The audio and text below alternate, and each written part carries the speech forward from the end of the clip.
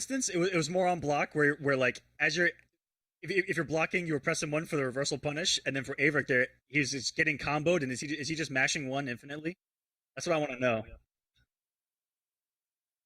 All right, Oh, guys. man.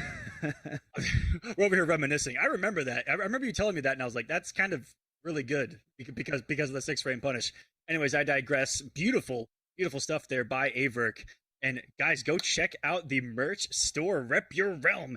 Visit the Pro Competition merch store. Browse the apparel featuring your league and favorite MK11 characters. Amazon.com/Mortal Kombat. And I believe that we are going to our next break. We're going to have I almost said Darth Arma again. Wow. We're going to double Darth Arma coming on next. He's going to be joined by Ultra David coming up. Guys, don't go anywhere. More of this Mortal Kombat 11 West action from next.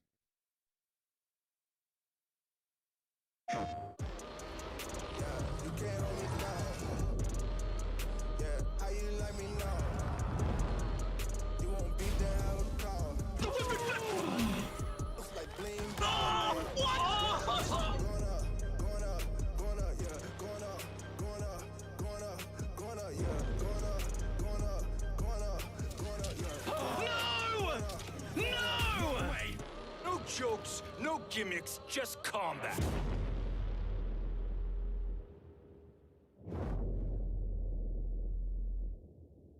PlayStation.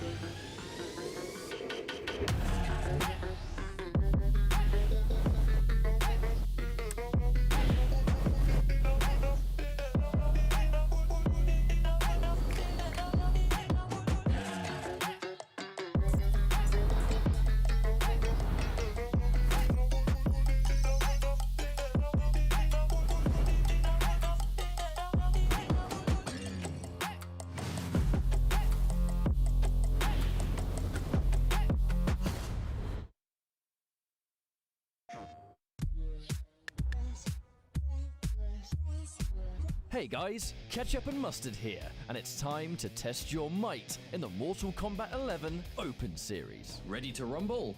Power on your PlayStation and head to the Events app. Filter by type and select a convenient date and time. Boot up MK11 and locate the PS4 Tournaments menu option.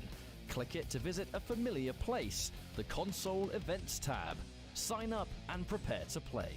Once registered, you can view your tournament details and check-in time. A notification will remind you to tighten your black belt and get over here for your match. Continue combat in the open qualifiers to close in on the competition. Thank you for watching, and we'll see you in the tournaments.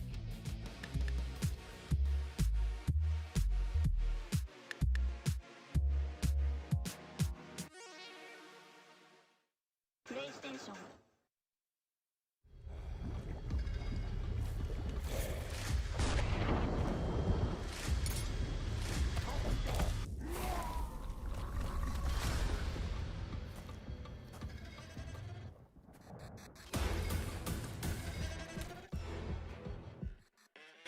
Who are you? I'm your worst nightmare.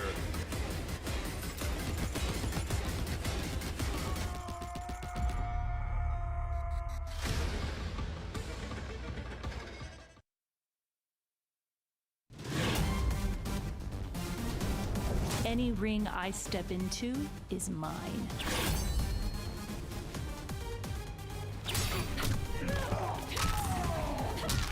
End of the line. Then this fight is now personal.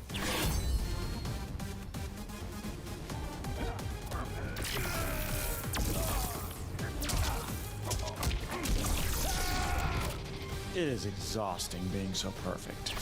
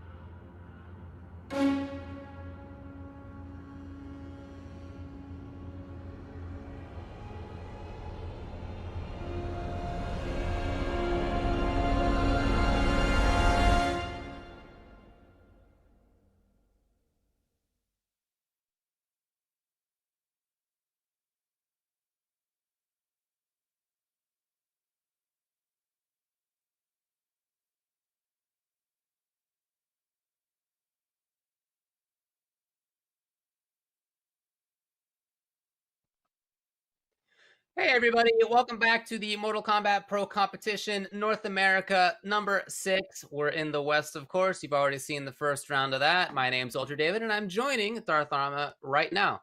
Before we get into the rest of the event, I just want to shout out PS4. Of course, Mortal Kombat Pro Competition is presented by PS4 Tournaments. You can check out the PS4 Tournament Open Series, for example. There are weekly competitions for all skill levels. You can compete against your friends. You can compete against rivals for unique rewards. Visit the PlayStation 4 Competition Center at compete.playstation.com. It's the one destination with Mortal Kombat content that gives an inside look at how top players play, tips and tricks for players of all skill levels. Just sign in with your PSN ID. You can see a whole list of available PS4 tournaments to sign up. This tournament already looking very interesting in some ways in that first round. You know, most of these tournaments that we see, for example, in the East, we had a couple of 3-2s. There were three 3-0s in that. Like, there were some players in there who absolutely blitzed through to make it into the next round. I mean, they're just antsy to, get it over with, get through this, and, try to get those points. Yeah, like David said, probably the most one-sided set so far that we've seen. I'm probably going to have to say it would be DJT versus Nubcakes. Nubcakes just on a complete tear. And not to take away from DJT. Sometimes Nubcakes, when he's on fire, he is on fire. Especially with a character like Jackie, jumping in, getting that damage, getting out, throwing down that goop, that damage over time. And it's so hard to deal with a lot of it. But we are here in the top 6 of this top 8. We have 2 players that have already been eliminated. Those players are Lankiness and Unfazed Moses are now eliminated. They both took 7th place and a good amount of points, so they are getting a little bit closer to solidifying that spot, that top 16 spot for the sub-regional finals of $10,000, which is going to be a little bit later this year.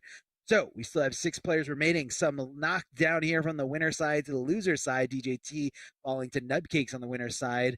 And we also had J-Chan falling to Plus Is Not Real on the winner side. They're going to be fighting down here in the lower bracket for their tournament life. I believe first we're going to have DJT versus Perfect Shinigami. Shinigami, who we saw playing a little bit of Melina and then switching over to the Cetrion, keeping it nice and canon, keeping it purple. And DJT, who we saw fall to Nubcakes. Looks like he's pretty much staying here with Rain. Loves the fluid mobility of the character. Not as much damage output as some of the other characters he's played in the past, but does like having those options. And I know you're a big fan of Baraka, David, but I know we do have some special intel on today's players. Let's talk breakfast matchups. What do we have? Let's talk about the breakfast. Exactly. This is what I want to talk about right now. Every week, I ask players to give me some quote. Tell me something silly about yourself, or give me some trash talk, or something. And they never do. So I figured instead we'll take a completely different tack on this. Let's talk about breakfast. STG J-Chan, who we're going to be seeing very soon, prefers French toast and omelets. Couldn't actually choose one. I'm not sure that's legal, but French toast and omelets is what he went with. Plus went with hash browns. Hash browns. Hash browns. I don't know. Very plain. I see that more as a side, but maybe he just doesn't eat a lot. That's not the main thing. I don't know about this one. Nubcakes went with Irish coffee. That's hilarious. DJT went with fresh out the oven bagel with avocado spread on top. So he's a genius. Here he is. Fellow bagel lover. That's my own number one. That's my answer. I got lox bagel sandwiches. DJT's in here with Rain. Yeah, he did mention last time that he's just going to run Rain the whole time. That's all he wants to play. He enjoys the character a lot. That's cool. And of course, he won last time, so why not? Now we got Perfect Shinigami, who came in here highly recommended with both Cetrion and Melina. Tried the Melina, like you said. Didn't work out. So it's Cetrion. Makes a lot of sense. Perfect Shinny is an eggs and bacon fan, as is many people out there. It's a common one. Yeah. Top tier. Warm, hits the spot, fills you up. I definitely see it. You are half mortal, Rain. Round 1, fight. So we have an instance of a lot of mobility on one side here, and I really like how DJT will play with that, with his own spacing against things. Cetrion has so much strength, obviously, but at the same time, some of the stuff she wants to do kind of requires that she know where you're going to be, and it's hard to know where DJT is going to be. It's the mobility. The mobility is just too good from this character. I mean, we're talking forward dash, back dash, the wave dashing. It's insane. Forward throw from DJT, knowing Shinigami's just holding on the block, scared to make a move.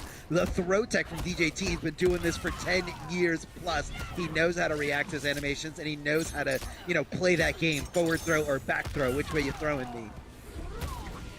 Rock wall keeping you at bay, keeping you nice and far away. DJT coming in with a counter, coming in with the meaty stand highs. Dangerous stuff. You got to watch out for those low pokes.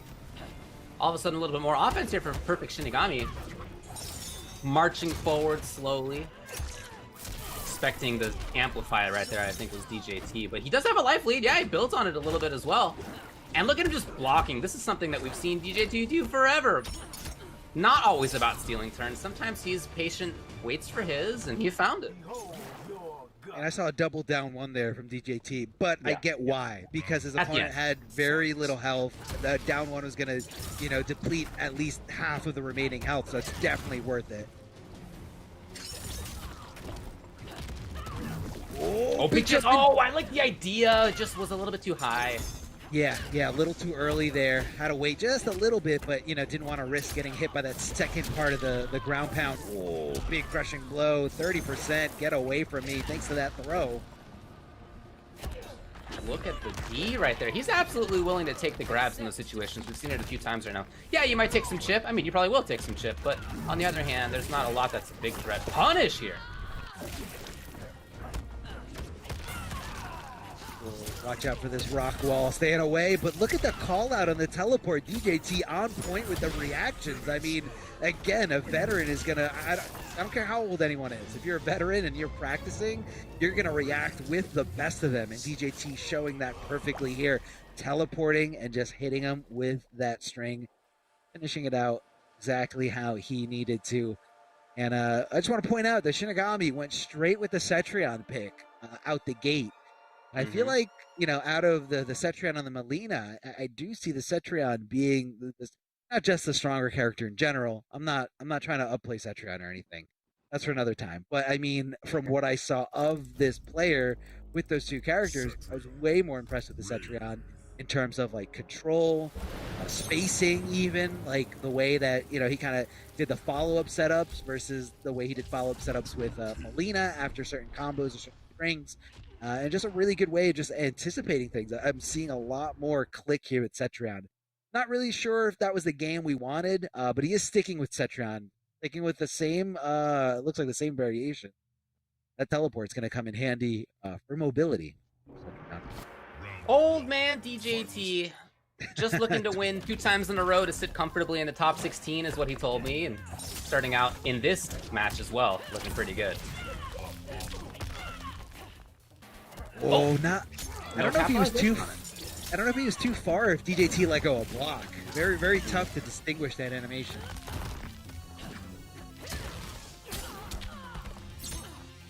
He's just in so fast. Yeah, he's in and out. I mean, you got to watch out. Beautiful punish there on the forward roll. The patience here from Shinigami, leaving DJT in a standing position and getting that free chip damage to no real danger of her own at that range. Oh, cancels it. Wasn't quite there. DJT does prep. He's trying to get in there. He's trying to end it. Giving some opportunities for Shinigami, who just gets out and absolutely has a chance right now. No. Never mind. Round 2. Fight. Oh, Dick. Pressing buttons at that range. Calling out the forward movement from DJT. Again, it's really hard to know where DJT is going to move, but if Shinigami gets a read on that, it's going to be a very different story.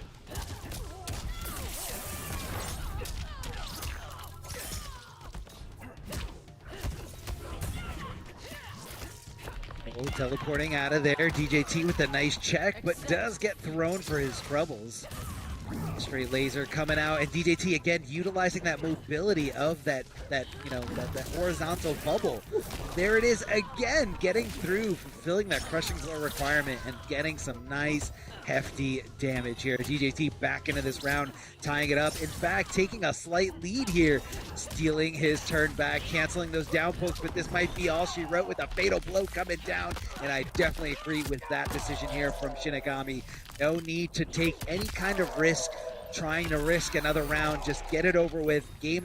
Round number 3, the final round of this game. Shinigami needs this momentum. He needs the shift to come back to his side. But DJT can go into this knowing no fatal blow is available for Cetrion.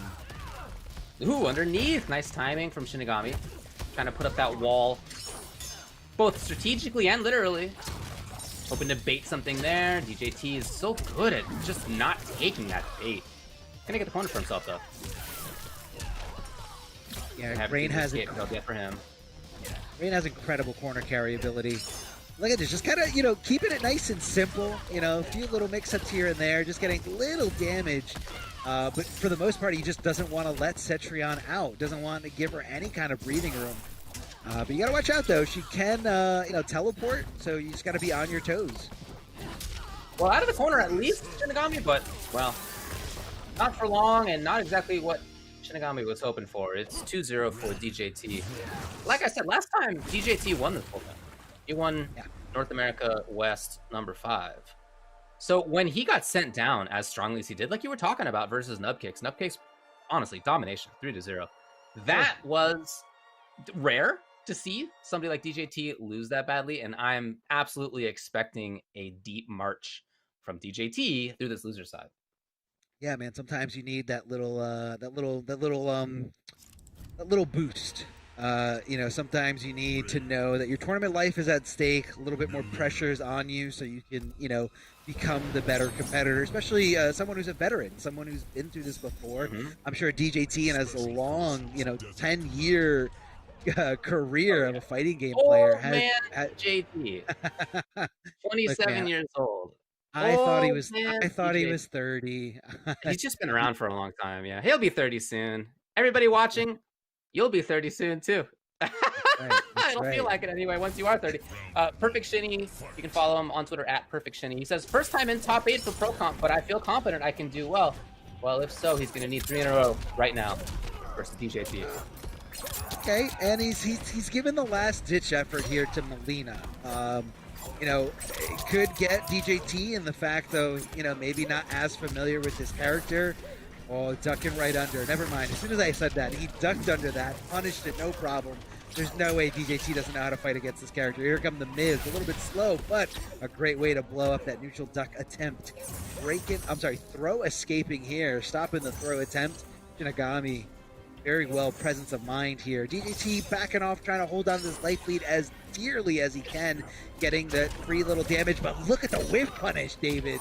Just like that, the spacing, immaculate. And now Shinigami has the life lead. Ooh, that was a big read. DJT did not do anything. He was quite cautious. And now it's the approach for him. Empty jump down 2. He just did empty jump down 2. Empty jump down 2, man, yeah. Flawless blocking, stopping everything. As much chip as damage. Oh, committed! Oh my god, down 2 there? Was that the intention? I don't know, but here comes ball roll. I thought a down 2 was coming after that breakaway, but here comes the command grab. Amplifying it to make sure. Of that right there.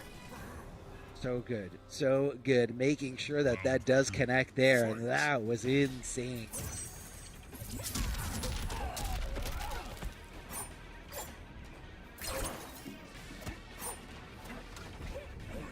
Oh, well, DJT for a little bit was frozen there. So the rapidity of the movement for Melina being a big factor in this. Comes in with the grab again. I like how he's using that side poke and then backing up, anticipating DJT to, whiff something in front of her. So I think it's going to be something that's going to take big precedent here as this set goes on. Shinigami looking great here with Melina. Double really size, battling for that range at about half screen range that's between them right now that they both can cover so quickly. There it is. Rain covers it first. Backs off. Back to that range. Again, he can just stab in as they both can.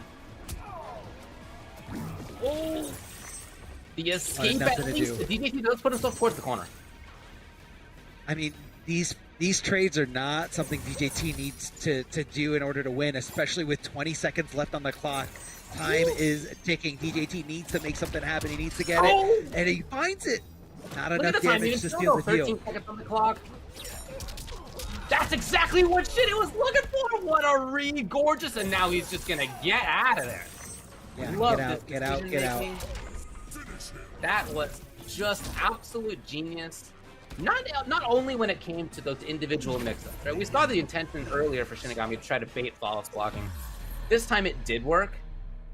That was a great read. But even on top of that, playing around that half-screen, honestly, half-screen footsies that these both characters have, not in the sense that their normals are that long, but in the sense that like they can dash in really quickly to be a threat very quickly from about that range. And so a ton of that was just fought slowly over who would commit first. That is the kind of footsies match I love to watch.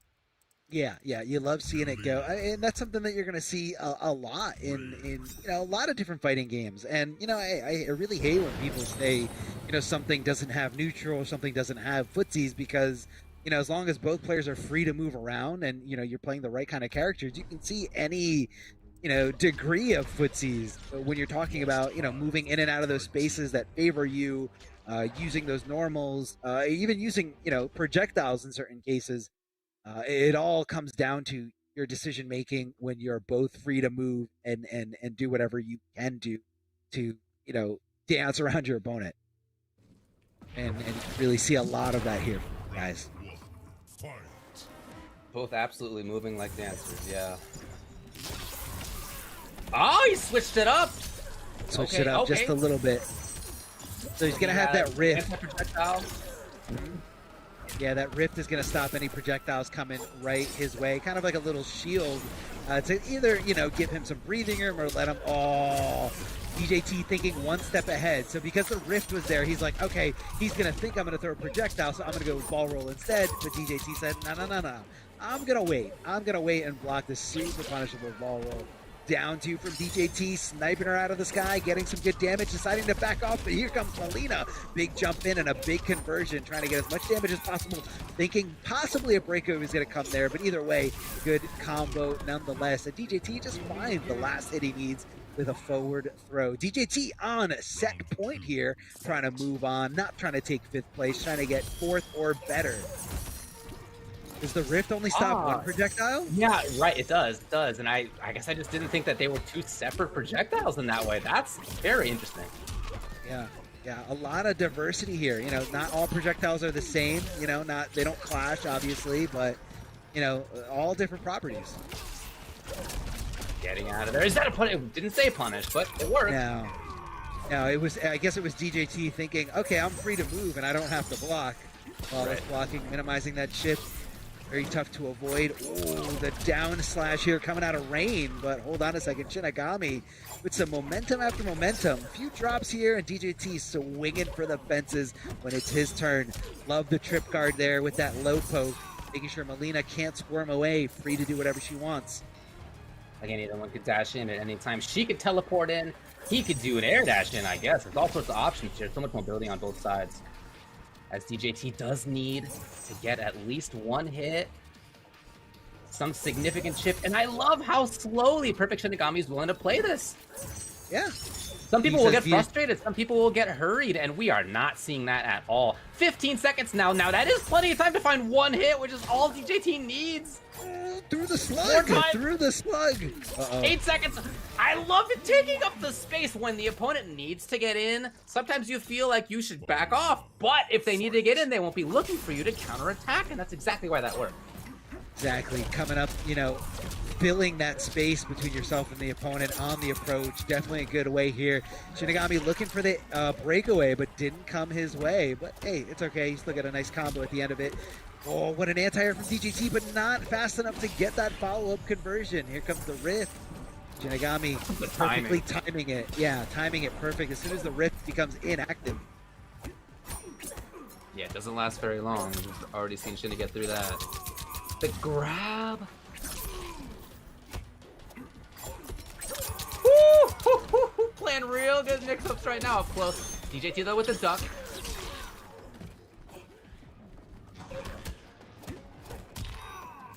Hoping to see that DJT will just neutral duck, and that hasn't happened. Loves to block, loves to be patient, waiting for that opportunity. Doesn't usually try to look for it, but more or less waiting for it. And this is down to the wire. Either player could take this here. Oh! Recognizes it and goes in with that riff. Is it a punish? No, it's not a punish, and it's not enough either. It's still 16 on the clock.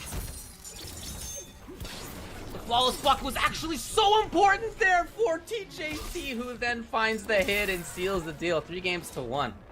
Wow, what a match. Look, yes, DJT moves on. He's a fantastic player. We all know that. I'm also really impressed by Perfect Shinigami's Melina. I really like this.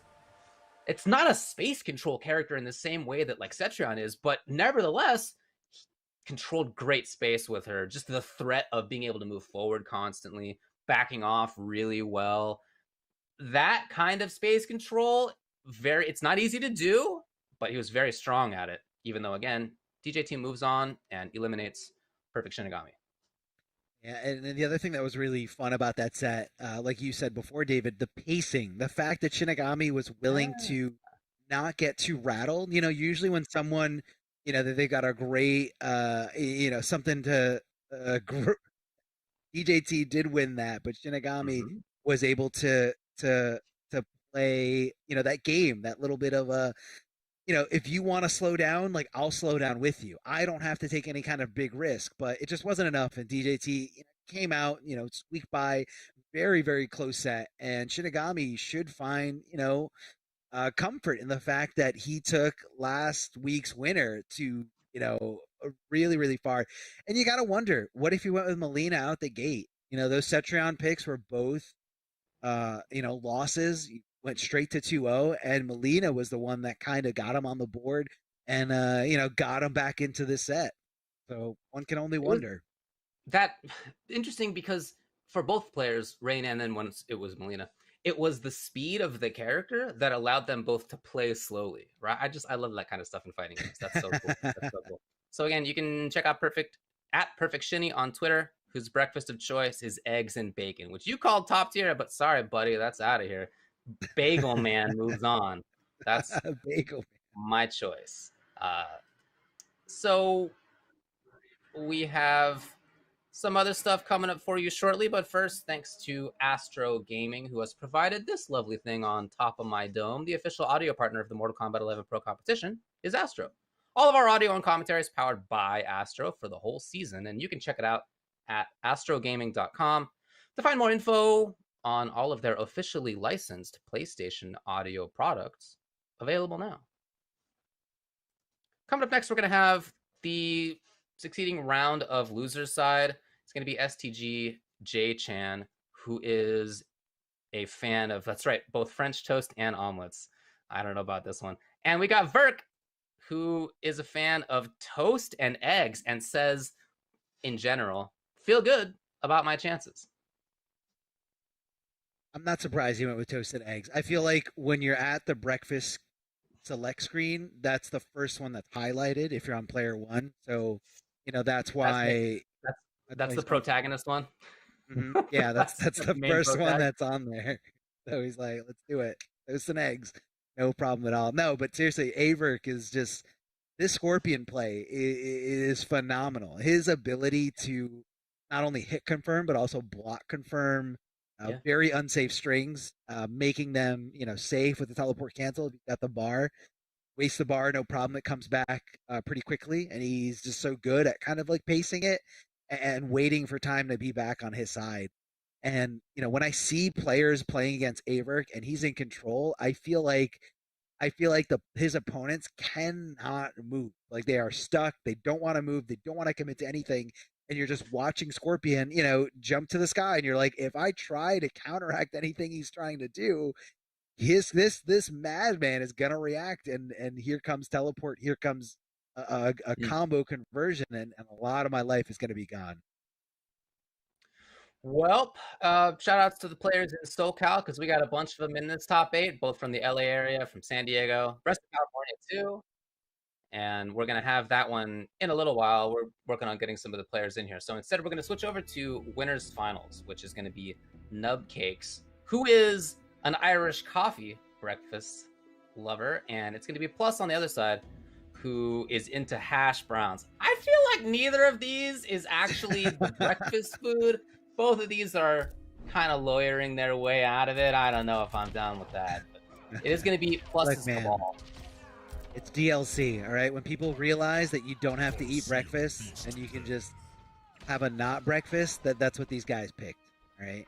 Irish coffee, because no one's drinking Irish coffee for breakfast, and hash browns, that's not the main, man. That's a side. That's not the main. That's got to be at most part of something. It's It's like good. I don't mean to say it's bad, but come on. It's like someone saying they main teleport. I main teleport. I main spear. Yes, spear, yeah. Okay, Cupcake ducking under these, and plus is not real. Going over with Cabal here in this scenario. Well, I really like this kind of slow play. Again, it's similar to last time where Jackie has obviously such incredible burst damage output that she can't afford to play slowly because when she hits you, it's really going to count. Well, usually. Oh, yeah. I mean, yeah, if she's ready to, convert into anything really, really good, if she's got that bar, man, it's going to hurt. But also, Cabal, he's got that air hook, going to be able to have some access to some really, really good damage, not only through that. Also, wait, did he just snatch her out of the sky? He just snatched her out of the sky? Such an important tool here to stop that jumping Jackie as she's just leaping towards you with that super jump. Well, the fact that wasn't the far one, which didn't even have meter for, was good, in fact. Here's the far one. Woo! Not even bothering to break away afterward because you've already sunk in 300 damage. You're going to see time go into play here. 10 seconds left. Can he find a conversion, or is he going to hold on to this life lead? Nubcake's backing off. Yeah, Nubcake's backing off. Oh, yeah. He was waiting. And he flawless blocked it on. Dude. Is that necessary? Yeah, I would have had my finger just strapped to that block button at that point. What a genius. Nub with round number 1. Well, I mean, I guess that might show you that he reacted to the Nomad Dash animation. Right. And he's like, oh, no, here he comes. Hold on to block. I better stop moving. Ooh. Reversal throw out the gate. Nubcake's not ready to tech that back throw. Ooh, tries to get a nice conversion, but Nubcake's breaking away. And when Jackie's got no defensive meter, a little bit harder for her to do a lot of her things. Flawless blocking, hitting the down 1, and that's Nubcake's knowing his meter management there. He knew he didn't have the meter to up 2 or up 3, so he just said, I'm going to down 1 and take my turn. Ooh, he corners himself. Oh, not for long. It's Nubcake's trying to find something, scheming a little bit here. The grab, the trademark Jackie fade afterward. Ooh. Oh, way too far.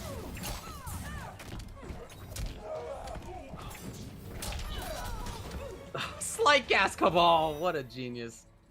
The mobility, the air access from both these characters is absolutely insane. Like how much they can do. Here comes that big down 2 crushing blow. Not close enough. Might have been a hitbox thing with Jackie. Gotta wonder if that would have worked on a different character. Back to nice long range mid. Nomad Dash confirms. No problem at all here. Says plus is not real. But again, another skyhook that went, that whiffed there. You're leaving damage on the table. Very, very, sloppy stuff here. Wake up, Nomad Dash. What game is this? One where it absolutely worked. Oh, yeah. And now it's on Nubcakes to make this comeback happen. It's not gonna happen. As Plus just goes up into the sky immediately. Seal the deal. It's game number 1. I like that though. There was a lot of interesting decisions on both sides. And for these two characters who have tons of damage output, you talked about the air mobility that they have. It's just like the last game where almost because of this big damage potential, the fact that they do have mobility, they don't need to be constantly moving because they know when they find the hit, it's really going to matter. And so it was still kind of slowly played. Yeah.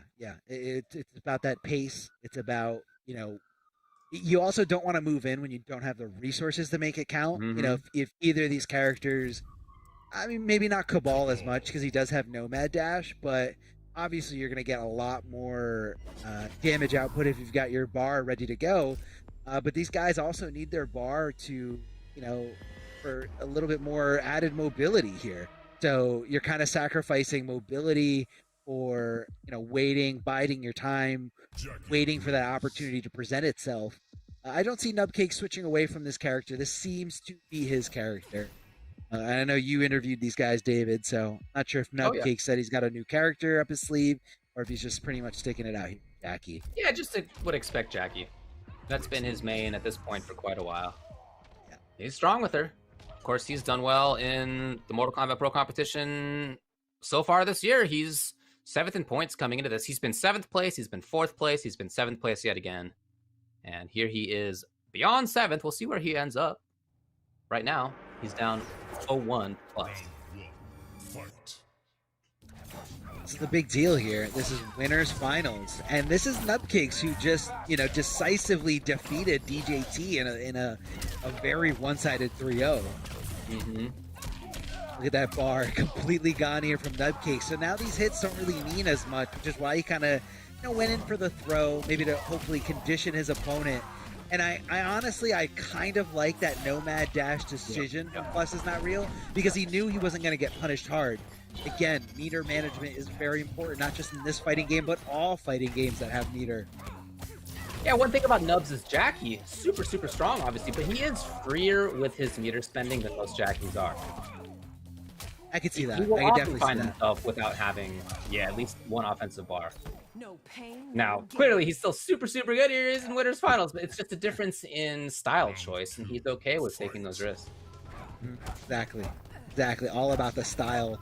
Look at that mobility here from Cabal, and I like how he's mixing it up there, not just going with jump kicks every time, but once he knows that Jackie's respecting that air-to-air, presence, down to crushing blow, big damage. So she opts to break away here. Not going to have any bar for quite some time. And this is why Plus Is Not Real trying to find another hit. Does get the dug. He was willing to take the risk because he knew the payoff was going to be huge thanks to no bar on Jackie's defense. I like the little delay there. We've seen Nubcakes now bring, there's another chance. Some really different looks in terms of timing.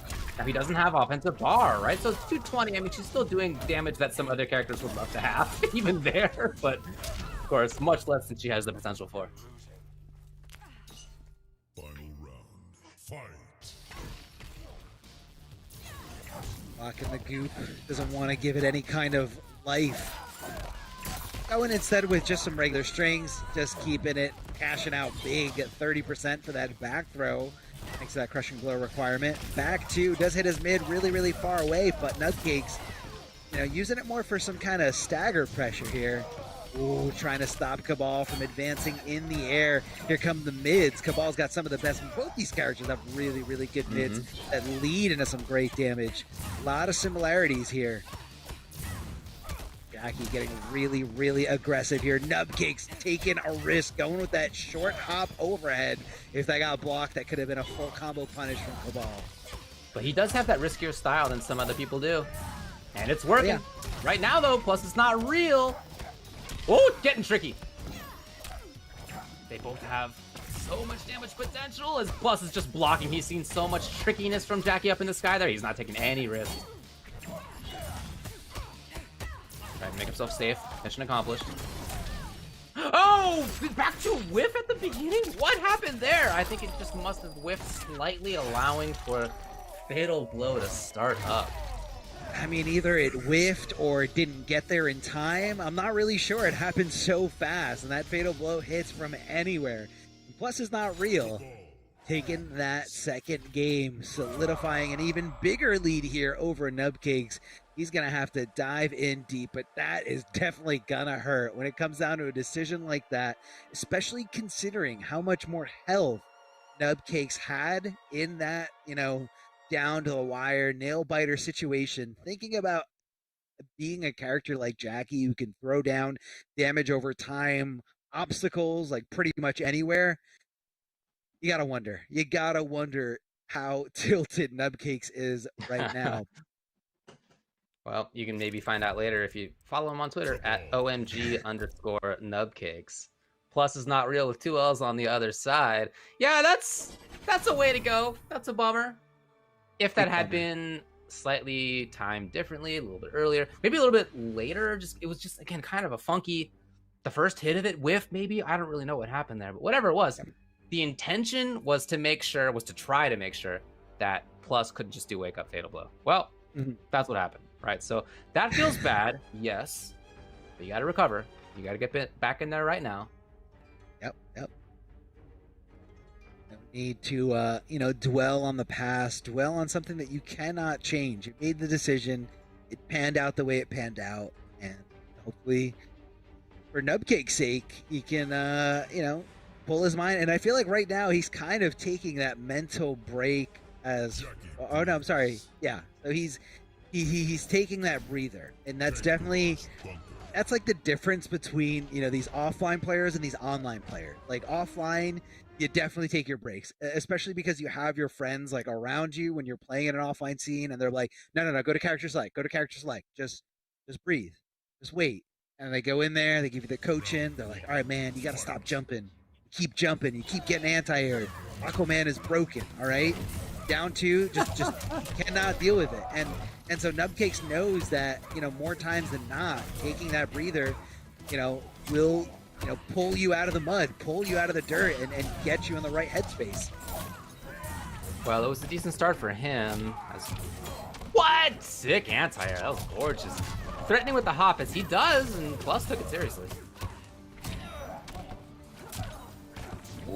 Not sure if he's trying to do some kind of short hop, but either way, air to air from Nubcake, straight to the sky.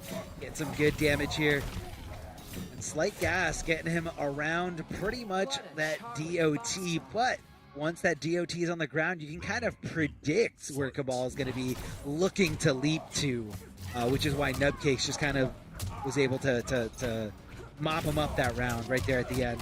Downward shot. Now you're going for a ride. 26% plus that DOT that's kind of affecting you very slowly. Good block of the overhead from Nubcakes. Throws down the DOT again because he's just trying to get as much of this lead as possible. That's going to be an armor break. That's going to be a pop-up crushing blow. I'm sorry, a slamming crushing blow for some good damage here.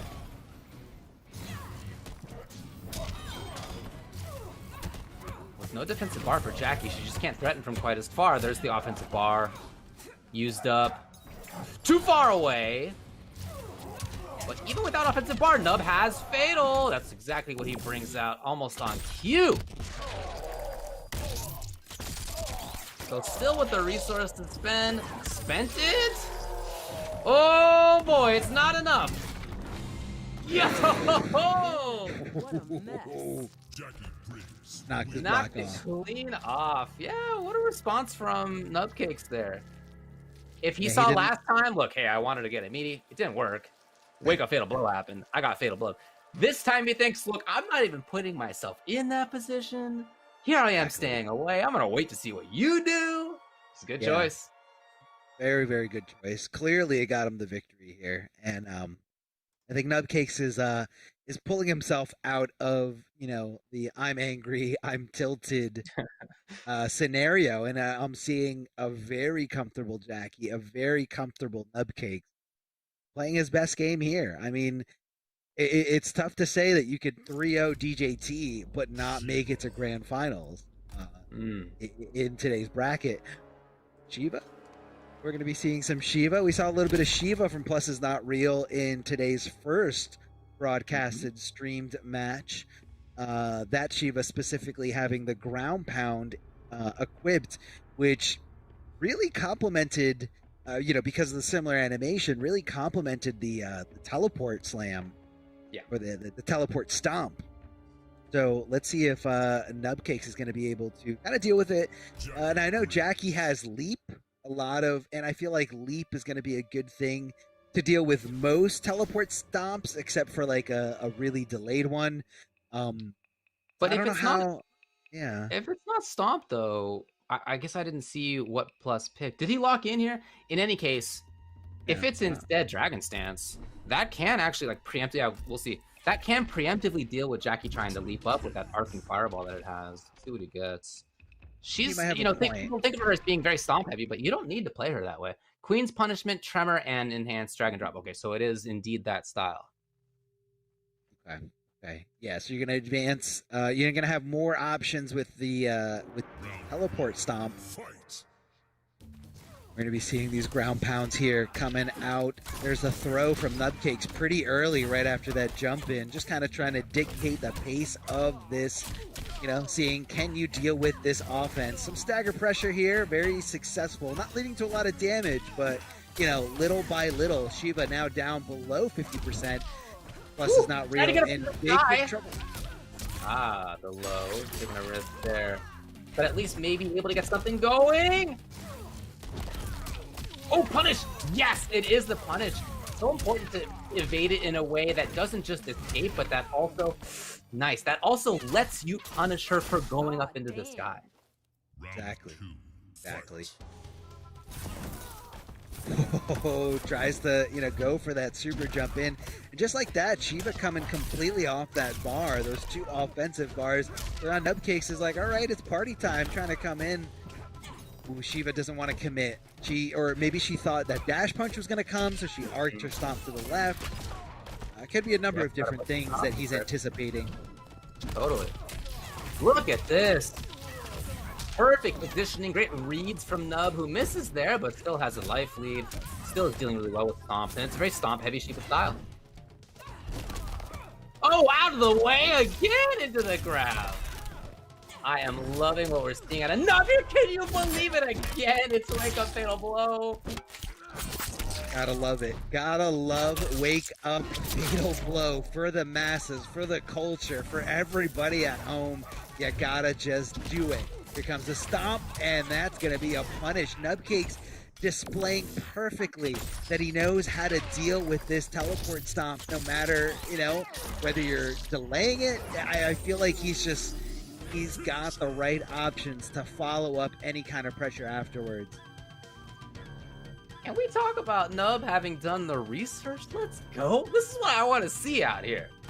Gotta lab. Yeah, he's definitely labbed that stuff.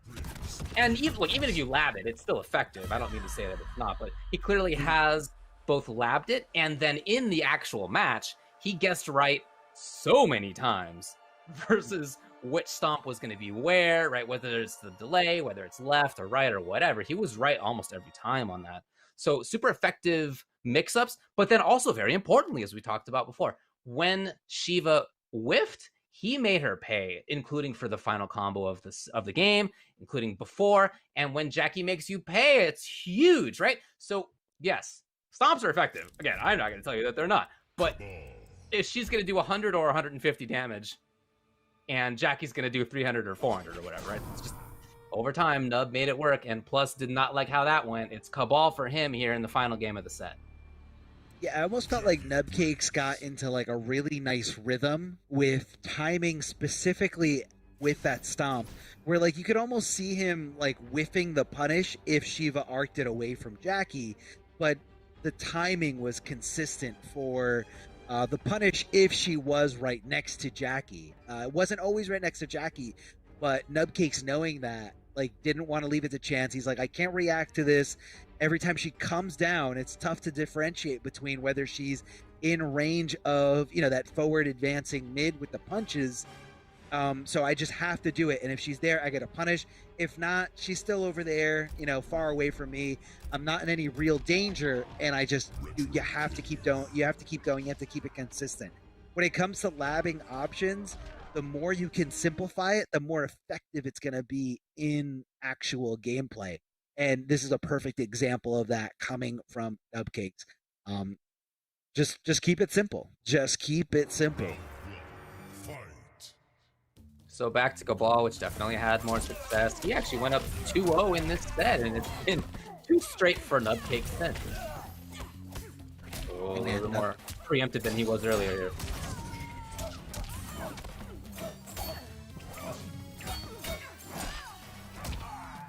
Ooh, down 4. Just kind of clipping Cabal as he tries to take to the sky, but really no crazy conversion here.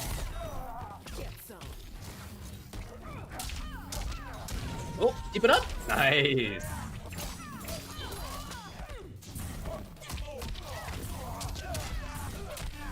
Woo, broke away, but didn't matter. So not only 2 defensive bars down, but also the round down as well. And just like that, it's match point here for Nub in winners finals. Definitely a heartbreaker there going into this, especially with the match point on the line. Jumping back, anticipating the air-to-air from Cabal, a slight gas to move him forward, but Plus is not real. Just keeping it nice and tricky to kind of keep Nubcakes continuing to guess. Tried to leap on Wake Up. Wow. Plus really dishing it out. 340 for him. Pressures a little bit. Nubcakes is not out of this one, but maybe he is. Look, we're going down to the very final round between these two. One of them gets in the grand finals. The other one down to losers finals.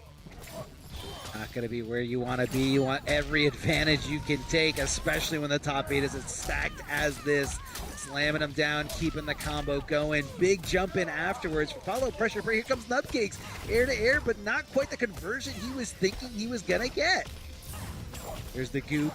Damage over time. Didn't want to get snatched out of the air, so he stopped his air trajectory right in its tracks with that downward shot. Oh, Wake Up 3. That was so dangerous. Super unsafe on block, but Cabal lives to see another day. And has a slight life lead as well. Not one that's going to matter so much versus a character like Jackie. Getting there now, though. Oh! No pickup! Out of the sky again. Down 2. Okay, big trouble now for either way. Cooking there. Absolutely holding that block button. This Plus, his fingers strapped to the block button. Nubcakes is gonna do it! What a comeback in that round. The pressure was amazing, and Plus knew it. He was just stuck. He was frozen on block.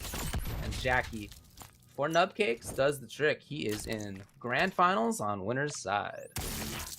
Very, very impressive 3-0 reverse 3-0 comeback here from Nubcakes down to the brink of defeat. And the fact that DOT, I feel like times for me watching it, like time slowed down here, or that DOT was active for so much longer than I anticipated. I'm just like, his life is disappearing. His life is disappearing. He needs to get off of that. And I'm sure him as the competitor was just like sweating, like bullets coming out of his head, just saying like, please, for the love of God, make this DOT disappear. I don't want to let go of block. I don't want to come off of this. And Nubcakes played that perfectly here. Got to be moving on. Looking great here, but that's not going to be the end of Plus is Not Real. Like David said, we're going to be seeing him in the losers finals of today's broadcast. So you guys are rooting for him. Keep on rooting for him. He's guaranteed third or better. And let's see if maybe he can get the run back here on Nubcakes, because that was super close. That was a nail biter, man. That was down to the wire. Super fun matchup. Irish Coffee moves on for Nubcakes, who said, my path will be tough. All I'm asking of myself is to have fun, play my best, and create sweat. And I absolutely think that he's doing that right now. He has moved into grand finals for the first time in Mortal Kombat Pro Competition and looked good doing so. So we did things out of order a little bit, if you recall. We went to winners finals there a little bit earlier just because some of the players were having trouble getting into lobbies. So no big deal. You know, we went elsewhere first. The next match should be back up in loser's side. We can check out the bracket while we're waiting here. J-Chan versus Averk going to be the match that we expect. So when we saw J-Chan earlier, it was with Johnny. Stunt double Johnny, which was a treat. Bummer that that's a 2-bar, or a 2-slot, I should say. It didn't work out anyway. It was Plus moving on with Shiva, but that was cool regardless.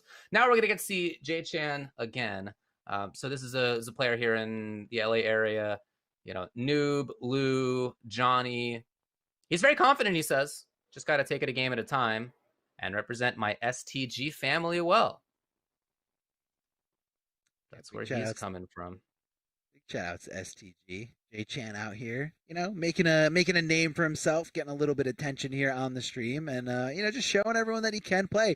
He's got a tough opponent, man. Averk. Averk is looking phenomenal so far in this top 8. I know we only saw him play in one match, but man, what a match. What pure dominance coming out of Averk. And we're not surprised. I mean, this is someone who's playing Scorpion, aka what was it, Eggs and Toast, eggs and toast for a very long time, and being able to continue to strike fear, especially when I feel like a lot of people just kind of like to say Scorpion's not good, or that he's got no tools, his armor break is bad. Avery just kept playing the character, minimal complaining, and just try to do the best with what you got. A forward 3 stagger pressure is really, really strong. The fact that teleport just kind of shuts down options as long as you can kind of react. I feel like in order to play a character like Scorpion, your reactions have to be like on point. You have to be able to, see a projectile, the beginning startup frames of a projectile or anything that's like advancing, or somebody trying to go for like an anti-air attempt and just quickly coming with the teleport, and it's got to be consistent. You got to keep doing it, and Averick is that player. Very, very strong. I want to see more. I want to see more of the Scorpion play. What's funky is that in the chat, I saw him talking in the stream chat a couple hours ago, and somebody was asking how he thinks he'll do. And although here he says, when I asked him, he said, I feel good about my chances. He said in chat that he hasn't really been playing that much lately. He might be a little bit rusty, but we didn't see that at all when he played earlier. He definitely looked really strong. This is, though, I think this is a little bit surprising, his first top 8 in this year's Mortal Kombat Pro competition, right? Whether that's because he hasn't been entering as much or what. He's currently 16th in points. You have to be top 16 to make it into the finals week. So he's there in points, but not at all comfortable, obviously. This is somebody who needs to have better results over this week, the next couple weeks, to have any comfort in that. But, right, as talented as a player, you're absolutely right. As he is, a little bit surprised that he's up here for the first time this year. Yeah, I definitely find that surprising. Just because I feel like a lot of people just know who he is, and it's something that you always got to watch out for. But hey, if you get in there, whether you're the 16th player to get in, the 15th, or the 3rd player to get in to that sub-regional finals, you have every opportunity to win. As long as you can be better than every opponent that's in your path, you will win. You will get majority of that $10,000 sub-regional finals or NA West. So it's definitely something attainable. That's why you saw some later entrants here, like from DJT last week, making the debut with a win, and just like that, like solidifying his spot into, or close to solidifying his spot with a buttload of points. And it's not too late. It's not too late for anyone to really get in there, as long as you can get that win. Of course, it's definitely harder to come in late into the season and get that victory over all these incredible players like Cupcakes, DJT, Avery. Plus is not real, and that's a tall order. That's a tall order to fill, but it is possible. It is possible if you put in that work, and if you're confident enough in your gameplay. It's possible to be a fan of toast and eggs. It's possible to be a fan of pancakes like Unfazed Moses was. Perfect Shinigami, eggs and bacon. The one we haven't talked about, because it happened before I got on here, is lankiness. Okay. Can I tell you lankiness? Yeah. First of all, said he was juiced to have made it to top 8 with these amazing competitors, which is great, right? Gonna try my best, put it on for S-Tier Gaming and SoCal FGC, which is cool. Didn't work out for him in round 1, but I think that's a great sentiment. The man said his favorite breakfast is buttered bread. Buttered bread was the answer? And I was like, how could that be the answer? And he clarified, he means toast. How is that the answer even still? That's not like a clarification that makes it make more sense. What do you mean, toast? No sense. Toast. Maybe he just doesn't like to eat. Maybe he means out of all the breakfasts, like buttered bread or toast is included in that plate. Somewhere in that plate, he's gonna be eating some toast. So he's on team side. Which one's worse, buttered bread or hash browns? What's your worst breakfast? Bread. Come on, it's buttered bread. The hash browns are great. Bread's great. Butter's great. These are all good things, but they're like components. They're like the side pieces to all the other choices: French toast, omelets, avocado on bagel, sandwiches, whatever it is. Those are the sides. The man said toast. I mean, I understand how he's lanky, right? Lankiness out there just subsisting only on bread. It sounds like we do have a player in. Cool, it is loading. We're in the lobby, so this should be happening for you soon. Here it is. Hey, Scorpion. on cue. Just in Made it. time. We made it. We SPB made it. J-Chan and Averk finally going to happen here on loser's side. It's going to be noob for J-Chan. And like we said before, what's it? Eggs and toast for Averk, aka Scorpion. The See what man he's gonna said do. buttered bread. Oh my god. Butter. I mean, look, man, he's lanky. All right, you guys trying to get lankier out there. You don't get lankier than having an incomplete breakfast every day. Okay, here we go. Incomplete. Threatening right away is Verk. I agree with you. We're talking about Scorpion. He does take a high skill ceiling, in my view. I mean, I could definitely see that. But Verk's absolutely there. Okay, chooses to charge up. Cool.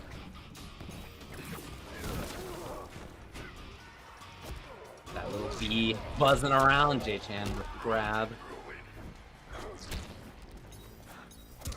Oh, way too far! And Verk with the punish on reaction.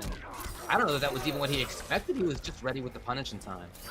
Yeah, he's definitely like ready to swing there. Big jumping kick coming out of Averk, and J-Chan, good initiative there, trying to go for a throw, but Averk just kind of all over it, and knowing he's down to almost nothing, decides to throw in that interactable, hoping he just kind of falls into the acid.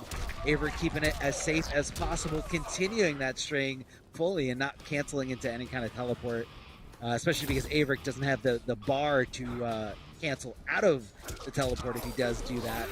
Wow, you could see the startup on the grab, but Verk was just not there. The little micro duck. Beautiful. Fight. It was kind of like he micro ducked the approach, not like the actual situation. Totally.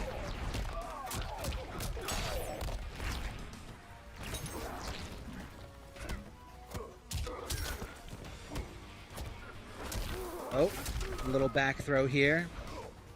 J-Chan holding on a block just a little too tightly here. And that's, you see Averk hopping around there, he's waiting to react to something. Like he's waiting for you to throw out a down four, try to do some kind of anti-air, try to move, and he's gonna react with teleport like nothing. Like the Combat League demon he is.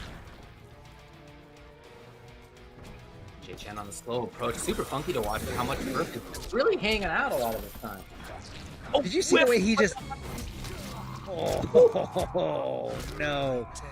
There pops out the spine. Disgusting. Did you see how he just empty jumps in like next to him? And that shows you the level of conditioning that J-Chan was at.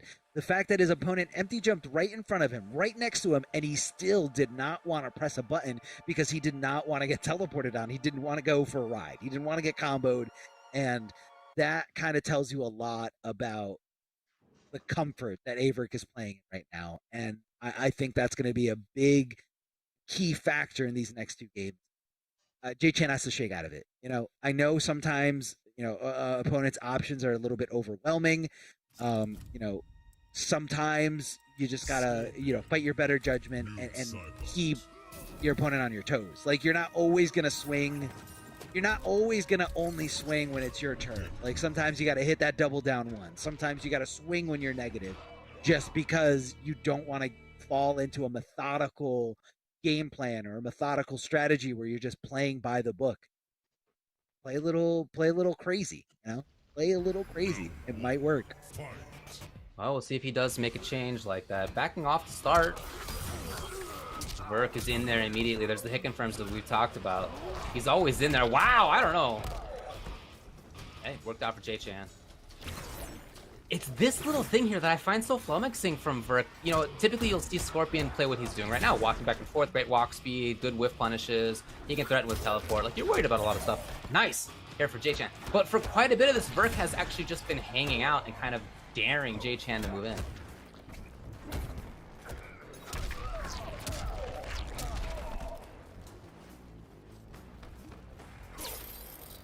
Verk down in life. He does need to make something happen at some point. A lot of time on the clock. No need to rush. No need to rush. Yeah, just take it nice and easy, one step at a time here on the approach. And just throwing the spear out. Again, huge reward for very little risk. And he's in here. Oh my god! And still blocked! What a genius, but no punish. Oh, no, no, no. Still, oh man, this is insane. Again, that's what I'm telling you. He is so good. The comfort Nevertheless, that Vert Avery can around. play. 100% Yeah, he's at really home. partying out there. I mean, he's hanging out. He's chilling, like big chilling. He's perfectly fine with the pace of the match. Jumping back, trying to react to anything Noob Saibot does. And just like that, I mean, the spacing, the awareness, the control here of the footsies coming out of Avery. Oh my god, he just knows. He just knows when all these throw attempts are coming. This guy is a micro duck king. Stand for in a teleport. Avery, you animal. Avery, you absolute animal. Here comes a big jump and kick. Jay Chan doesn't want to take this lying down. Oh, whip punish opportunity, takes it. Didn't have offensive bar. Oh no, that was a huge opportunity he had. Keeping it nice and Spends safe, the bar amplifying here. it. Yeah, keep it safe, man. You don't want to give Averick the opportunity. And look how Okay, you so trekked still going for forwards. grab. Yeah, still going for grab, even though, you know, despite getting punished so many times from Oh, Averick. look at Berg now. What do you do? There's, you know, he could be doing so much, and he's just hanging out here. It's like he's not concerned.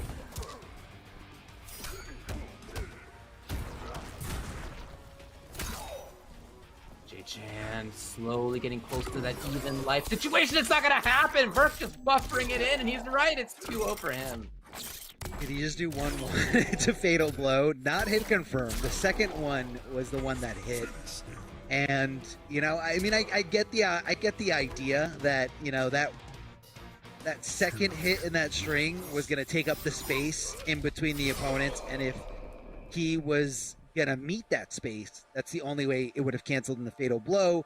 Whereas if he didn't walk into that danger zone, the fatal blow wouldn't have come out because it wasn't going to cancel off of anything. So, again, that's comfort.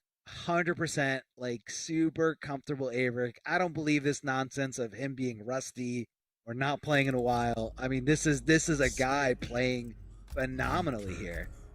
I just watched the stream. Yeah, sure enough, he just did 2-1 fatal. And the one just connected, and he was like, oh, here it is. So Jay-Chan didn't like how that went. And the way that match, the last couple games have gone, I understand the switch here because I do get the feeling that he feels uncomfortable. You've been talking about Verk feeling comfortable, and I feel the opposite side on Jay-Chan, where these periods where Verk is just kind of blocking, crouch blocking, right? What do you do as Jay-Chan? Like, he hasn't solved. You can feel that he's uncomfortable in the approach there, so it's just going to be a different character entirely for him. We'll see if that gets the job done. Yeah, just kind of switching it up here with Liu Kang. Maybe someone who can kind of contest more right away, right next to the opponent. Love the connection here. Liu Kang's done a lot of great mids here, and it looks like he's going to be equipping some of these fire stance moves that give him access to teleports once his wrists are glowing with that fire. So, you know, it's very quick, but you can jump to avoid every single one of those options. I think that's going to come into play. Good hit confirmed from the 1-2-3 coming out of Liu Kang.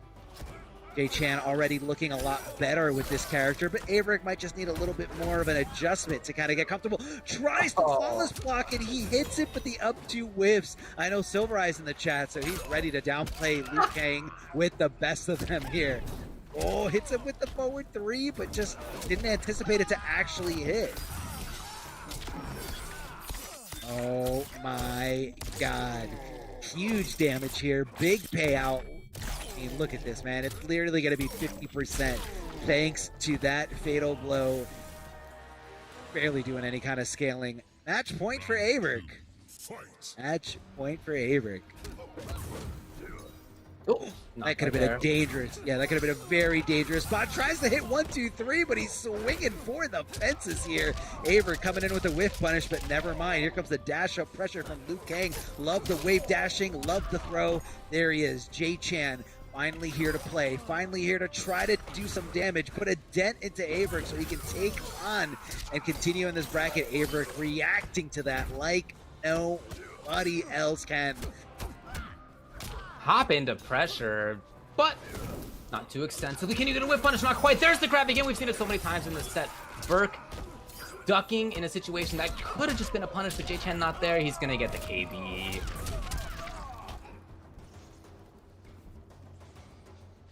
And now, how can J-Chan find the hit? Verk again, just going for crouch blocking. We saw this with Noob as well.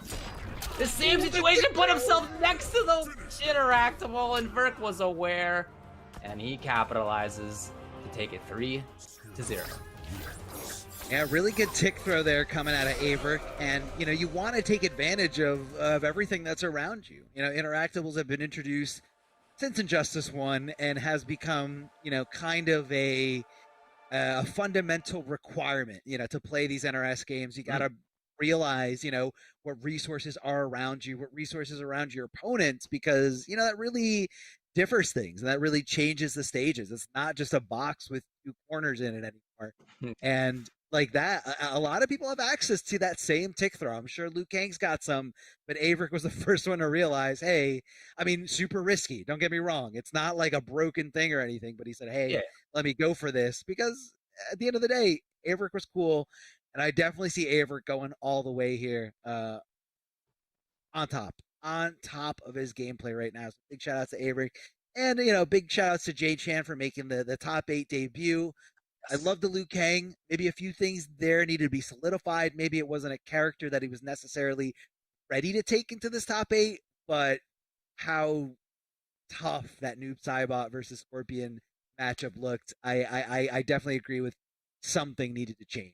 Saw a little bit more of J-Chan, so I really hope we see more of him in the future. Keep grinding, keep playing, and, help make the community grow. Keep getting in there. And if you guys haven't signed up for these tournaments, or any tournaments, there's a lot of things going on.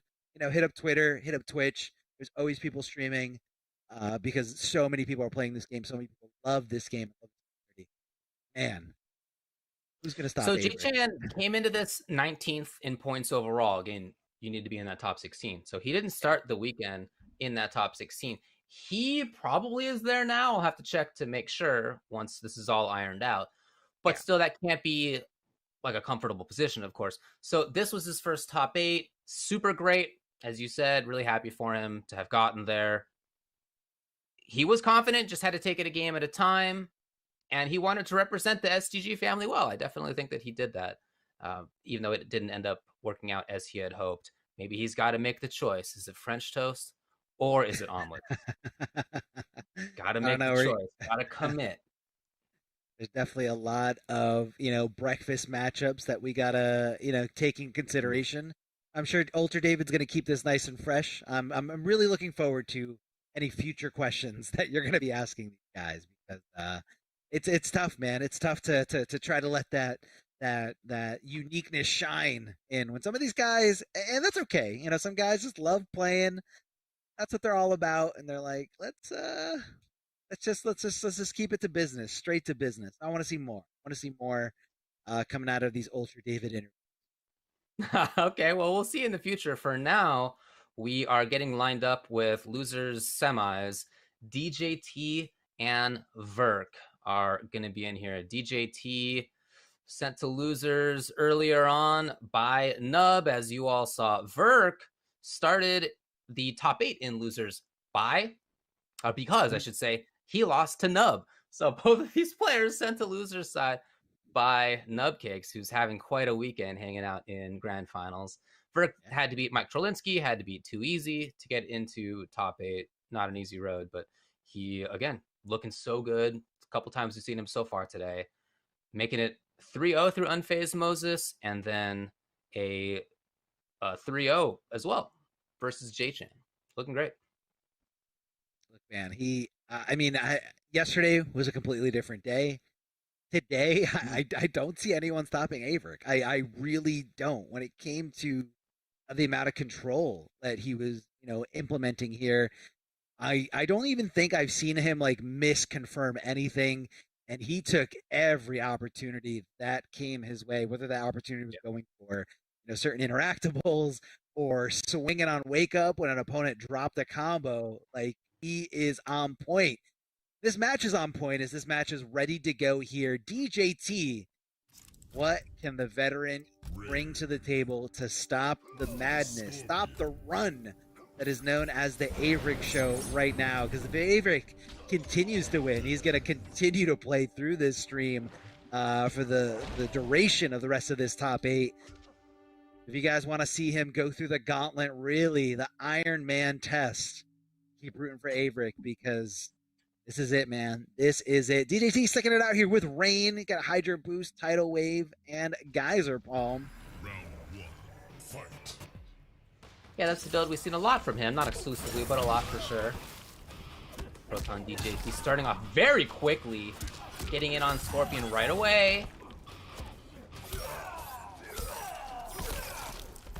And here comes Averick. Threatening. Oh, what a whiff punish! Amazing back and forth. Tried for the same thing again and gets an escape, failed as well. So he's scheming right now. He's looking good. Finds the hit yet again. The little reset after.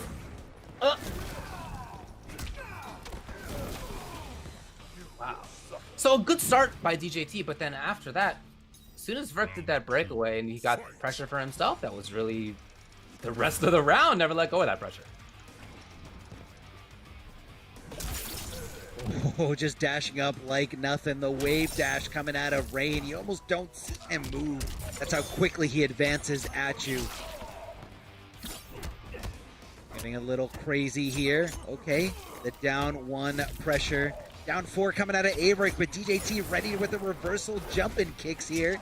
Really no risk when it comes to that, but Averick with the spacing, making sure that connection is made, hit confirming into some good damage, flawless blocking to take his turn. Now that, like I said, not unsafe moves. That's going to be something DJT just kind of throwing out there, especially canceling out of some pokes to kind of, you know, assert some kind of dominance in terms of, you know, taking turns. Oh, tries to hit the back 3. No conversion from DJT. Very strange exchange there with the airborne property. Flawless blocking up to Averick. Cashing in big here. Tries to go for a restand. Wow. Didn't quite work out. He did need to make a couple more decisions, so I understand going for reset right there. Just, hey, DJT was ready enough on defense. Woo! He did dash forward. Zane. Oh, flawless blocks that second hit, but not ready to swing as he didn't have enough offensive bar. But this time he did. Flawless blocking up to. Nice punish here coming out of TJT. And even though he just got done getting punished, Averick was still willing to go with that same option again. Look, sometimes that's why you do it again. Exactly. Exactly right. DJT out of the corner, but to what end is the question as Brick continues to fight. Trying to hit confirm, trying to look for those moments. He finds one of them. Remember, there is the threat. There's the threat of that throw KB2. Oh, I thought he already had it. My bad. Hey. There you go. Well, I guess that's why it worked. In fact, what a call by Verk. Great mix-up. Good throw, and it's going to be him taking game number 1. Stagger pressure was insane there by Averick at the end. The forward threes just wouldn't stop. And, you know, a lot of people find that trying to close out rounds, trying to close out games with throws are very risky, you know, because you're risking so much. You know, a down 2 crushing blow can end your day into, you know, unbreakable damage of upwards of 30-40% depending on what character you're doing it to. But Averick is okay with that decision. He said, I'm gonna live or die from this throw, and, you know, willing to bet it all. You gotta admire that. You gotta admire someone who you know, second guessing himself, because DJT is a very, very tough opponent. Like we said before, last week's winner, able to defeat everybody else in this bracket, everybody that came in his way anyway. Actually didn't have cakes this week's top 8, but DJT, I gotta say, is probably one of the most consistent flawless blockers out of all the players I've been seeing in MK11. Like, just on point when it comes to that, whether he knows that his opponent is going to go for like a reversal down 1 or, you know, those wake-up attacks. You know, obviously knowing that Scorpion's up 3 is safe on block, you can make it unsafe by flawless blocking it and going with the up 2. Vert gets underneath. He gets the grab as well. Able to turn it into a little bit of pressure for himself, but not overextending in this round. Oh! It's DJT. Very intent wake-up buttons. We've seen it twice from Vert as he wave dashes in. Oh, reacting to that with the perfect anti-air here. DJT sniping him out of the sky, getting some good damage, and then just backing off. Knowing he's got a life lead, he doesn't have to take a huge risk, but he did anyway. That high, getting down 2 there. No problem at all. I'm surprised he didn't go for Fatal Blow. It wouldn't have killed, but it would have put him in a really, really good spot. Yeah, I think he needed another hit either way. So why not do it after big plus frames? It was going to be a grab or throw a mix-up regardless, right? So just put yourself there. Oh, so where most players are going to be, you know, trying to get away from Averick as he's jumping in, DJT decides to close the gap, going straight with that stand 1 before Averick can even react and teleport. I mean, this DJT dealing with this, you know, these jumping attempts here from, and I guess that was because he amplified it. He was able to recover a lot faster. He actually perfectly baited Averick in that situation. Averick swinging with for the fences here on that. Down 1-1, no problem at all. Getting a nice hit confirmed. Checking him there with down 1 and continuing the stagger pressure. This is insane. This is insane, man. Forward 3 from Scorpion. Why? Why is it so good? Nice pickup from Vert, who won't kill even still. But there it is on the punish. He actually waited to see what DJT was going to do. And when we saw the roll, he thought, okay, the swipe's coming in. Yeah, no problem. A nice punish. Ooh, did you see how far that jump 2 reached? That little spear at the end of his hand? Averick's a machine right now. Averick is playing like a madman. So good on top of everything. Forward throw, the right call. Cashing in big. Final round. Why not? DOT, the bleed damage over time here. He's so scary. All these choices are sometimes so normal and regular, and sometimes so unusual. It's just hard to get a read on what's coming next, even for DJT. That time Averick didn't bite. You know, he wanted to teleport, but because DJT amplified it last time, he was actually getting punished for it. So he said, you know, let me just let him waste the bar. But that bar comes back with time. You don't have to build the meter in this game. Oh, neutral jumps, but Averick ready to swing here. Not sure what DJT went for, but it wasn't the right option. Hitting him nice and high with that overhead here. DJT looking to block low. And Averick taking this 2-0 lead pretty decisively here. Not as decisive in that first game as DJT was able to kind of, you know, bring it down to a nail-biter situation. But that last round was very one-sided. Like, that was all Averick, knowing exactly what DJT was looking to bait out the teleport with the amplified projectile and, you know, just ducking under all these highs that DJT was throwing his way. I don't think I saw DJT avoid and punish many throws coming from Averick. Even the throw game, the throw mentality is on point. You got to be unpredictable. You can't, you know, do it on reversal every time. It becomes, you know, a little stale. Everyone knows it's coming. But Averick just kind of mixing it up there with a lot of his, you know, strings. Some of them start as highs, but the mids do come out there to blow up any kind of neutral duck attempt or any poke attempt. The thing that stands out in my mind about Vert's play is that he's just so strong in mid-range. He just has such a threat. He's constantly looking for stuff. He's using the very fast walk speed, very fast button choices, like back to. If you can hit it from that stuff, then you're a major threat. And of course, he can. And you just never know when he's going to get in there, change things up. Well, look, speaking of change things up, it's DJT who's away from Rain for the first time in a couple of weeks on the Mortal Kombat Pro competition. He played Rain to win the whole thing last time. This time, doesn't think Rain's going to cut it. Goes to Johnny. And if it is that mid-range game that's really causing him a lot of problems, well, this is one character who can deal with that. Oh, yeah. Can clearly deal with that. Johnny Cage has some pretty good options, and for a time, seen as a really strong character in this game. Now, that was a few patches ago, but still, very strong indeed. What's going to come into play here? A lot of forward advancing mids from Johnny Cage, especially some forward advancing lows that are a little bit slower. But I think for the most part, it's nothing that Averick isn't used to seeing here. Not an obscure pick, but does wait it out. DJT showing that patented patience coming out of the man who, won Evo by being nice and patient and getting under 1 million gas blasts. Yeah. Here's that mid-range that has been a big problem.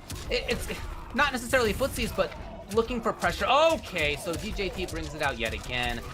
Ends with pissed off, and okay, the character switch, I like it. Round 2, fight. Now the pissed off progression still happens on hit, if I remember correctly. I know it's been a while since we've seen that. I feel like a lot of players usually, stray away from that, but it is a good armor breaker. Oh, swinging on wake up. There is Averick. Successful hit and a successful throw. Tries to go for the throw mix, but it looks like DJT didn't even react in time to hit that throw escape attempt. Either way, again, another clean throw. Doesn't get thrown escape.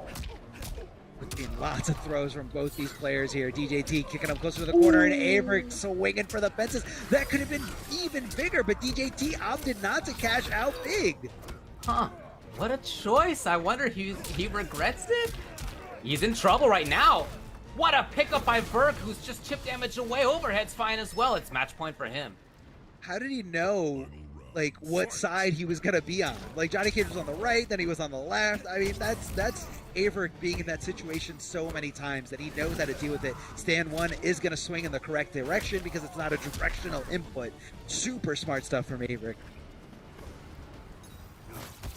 Interactable in play if DJT wants to use it. No, decides to just kind of bide his time, try to make that gap a little bit smaller. Now Averick up against the ropes. Here come DJT with those down pokes from Johnny Cage. Very, very long down pokes that lead into a great situation from Averick in a world of hurt here. He's running out of time. He's running out of health here before our very eyes, but can he make this comeback? DJT has never let go. As soon as he got into the corner, it's been all him. Oh, this is an escape failed as well. Nice anti-air for DJT. The awareness to make that happen and know where he was on screen was gorgeous. And the switch really did have a big impact.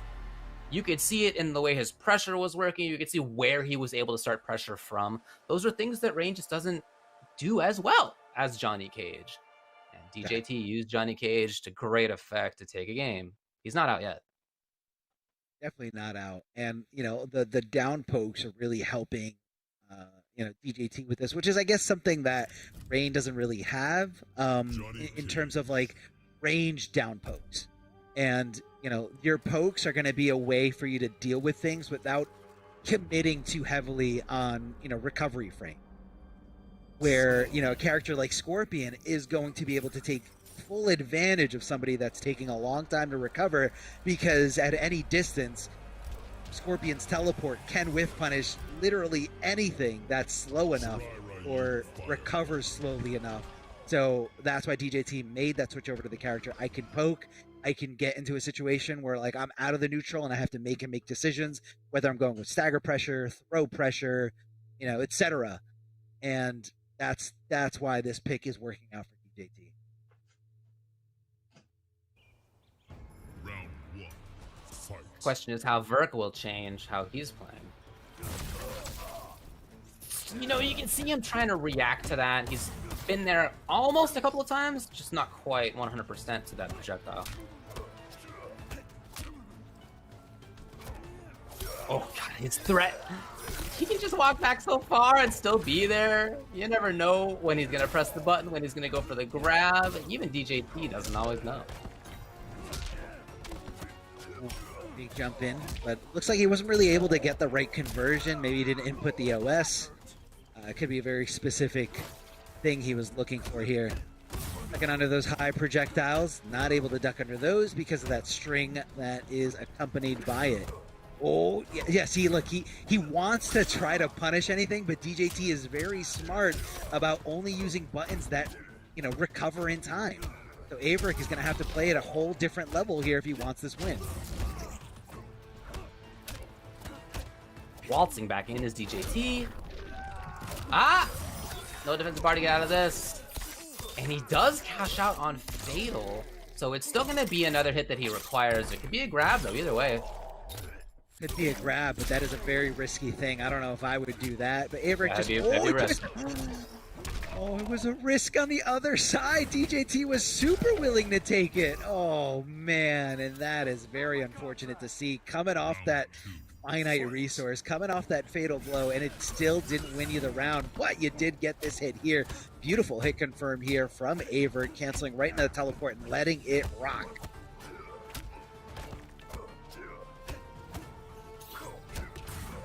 A little bit too far away for anything there. In any case, DJT was blocking it out. His patience is really paying off at this point. Not always patience, of course. Right? Sometimes he's willing to steal, but you never know. Yeah, exactly. There it is. You never know. Micro Duck, man, you said Averick is the best at this, and he is showing why it is such a useful tool in this game.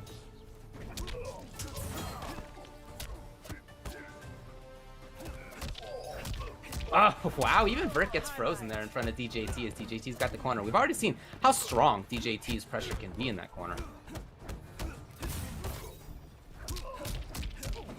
Ooh. Vert, no defensive bar, of course. Oh, Vert in trouble for sure. DJT is not enough, but even chip damage is going to do it. Brick knows it. And there it is, down one as soon as he saw that teleport come out. DJT Johnny really coming to play. After that Rain was down 0-2. Johnny's had 2 in a row. Again, you got to consider, what if DJT went with this? And I think he learned a lot, you know, not just about playing against the player like Averick, but something that he can kind of apply to, you know, all Scorpion, is that he's going to need a character that has better pokes to kind of shut down that teleport game, to shut down any kind of offense that Scorpion could be applying there. And, you know, it is not unlike someone playing at a very high level to, you know, play multiple characters. You saw DJT playing some Johnny Cage a little earlier in MK11. I'm trying to remember exactly what tournament it was, but it was definitely sometime between Rain and Baraka, but it could have been just him casually playing it on.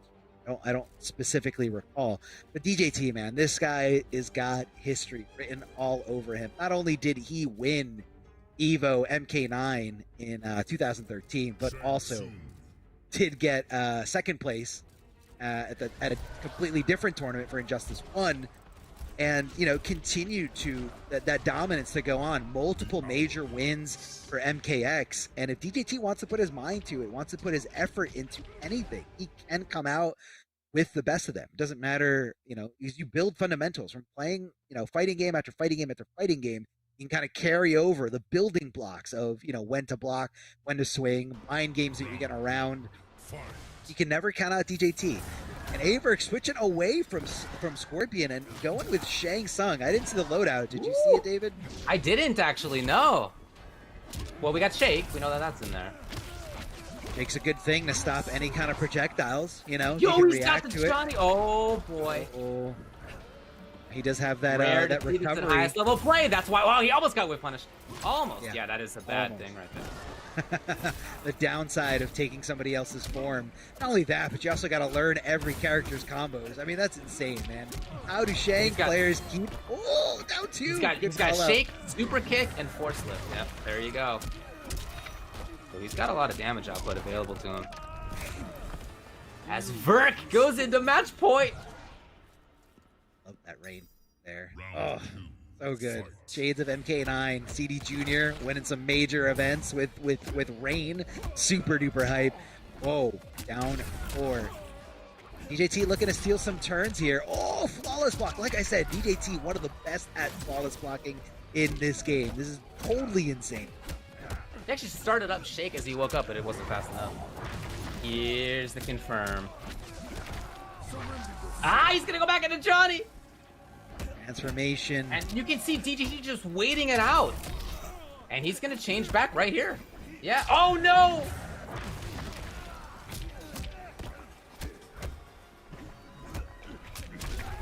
Choosing not to finish that string just in case. Really wake up buttons, and now DJT's in trouble.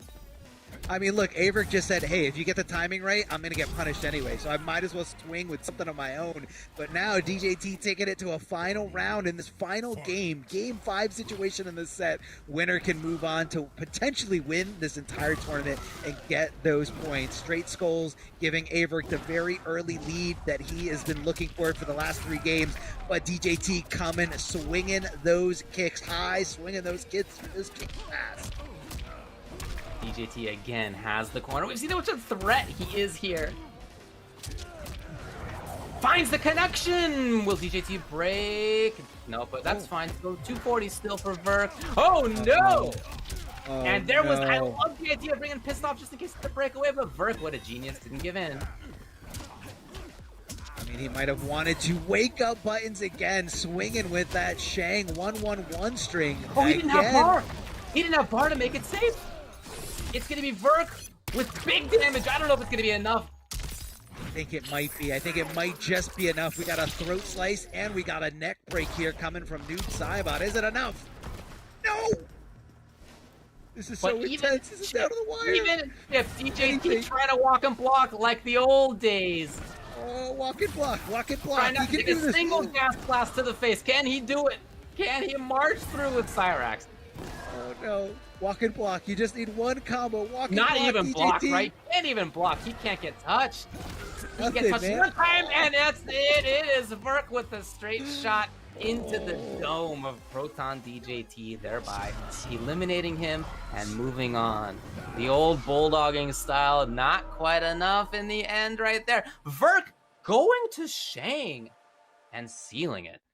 Very interesting for a match that started out as Rain versus Scorpion, and that I just expected would be Rain versus Scorpion the whole time. To end as Johnny versus Shang, very interesting. But look, both these players, fantastic overall. This time, it's going to be Verk, who you said you think looks like he's going to make a pretty deep run today. I mean, yeah, the run is deep. We're 2, games deep into the Averick show, and you got to really give it up for someone who's going through this battle of attrition, this stamina that Averick is displaying here to be able to, not only play under pressure, but to keep going, making the right decisions. And that was the right decision to switch over to Chang. DJT clearly had a strong understanding of what Scorpion's weaknesses are, and he was able to exploit that. So, what do I do? A seasoned player like Averick definitely going to have, a pocket pick, just like DJT, longtime veteran and Evo champion, is going to have a pocket pick, and it almost did it. It almost did it with Johnny Cage, and we could have been seeing a completely different set had he started with Johnny Cage, but still had to learn a few things. Maybe while he was playing as Rain, he's like, man, I really wish I had pokes. I really wish I had, a good down 1 or a good down 4, which is definitely something that's lacking a little bit. Rain, Averick making the run, man. This is huge. This is phenomenal, man. Really, really good gameplay coming out of Averick. They both definitely needed impressed. points coming into this. It was Verk who was in 16th. It was DJT who was in 9th. Yeah, those are both within the threshold of where you want to be, and they have more points now. But what DJT really wanted was to win this twice so that he could feel comfortable. Well, he didn't win twice. He probably does need to play again in order to try to get the points that he will need. But yeah, I guess we'll see if that happens for him. He's certainly looking good. He said, fresh out the oven bagel with avocado spread on top. Sprinkle some everything bagel seasoning on top. I'm telling you, he's a genius. We all already knew that. But there it is. The bagel fandom does it for me. He also says, or chocolate chip pancakes, which, fine. Also pretty decent, I guess. Anyway, he's out. Shout out to Verk, toast and eggs for moving on. Yeah, man. I mean, I know, look, David, right now, if you're playing it from a numbers game, it looks like Irish Coffee is going to be winning the entire tournament.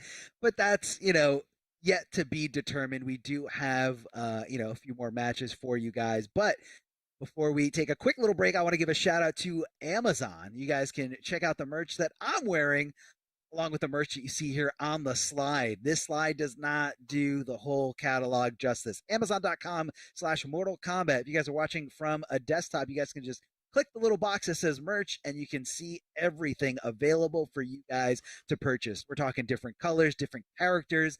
I know David's favorite character is Melina, and that's his favorite community in the world. And there's just so much more out there. They got some figures, A lot of cool things for you guys to check out: t-shirts, hoodies, tank tops, and more. You guys can customize things, rep your realm, rep your character, and just show some love for the community out there. So before we move on to this losers finals and grand finals, we're going to be taking a quick break, but don't go anywhere because we're going to be right back with some high level Mortal Kombat 11 action.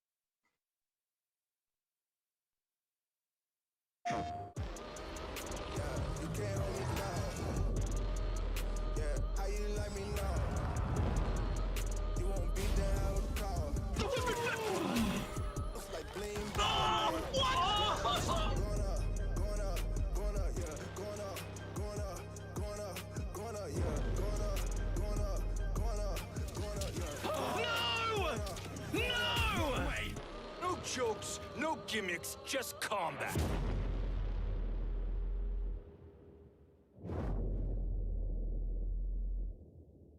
PlayStation.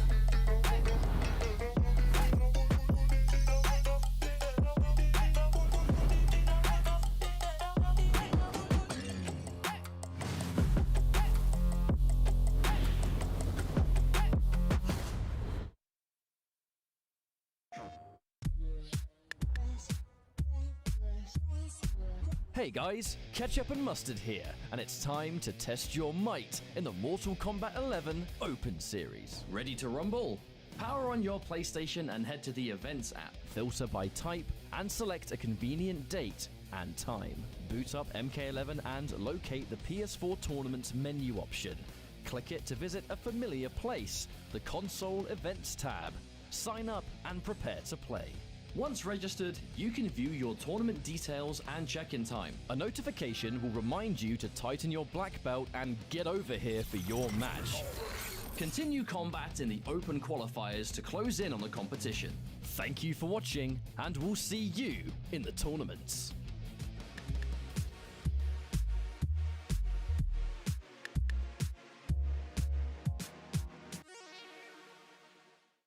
PlayStation.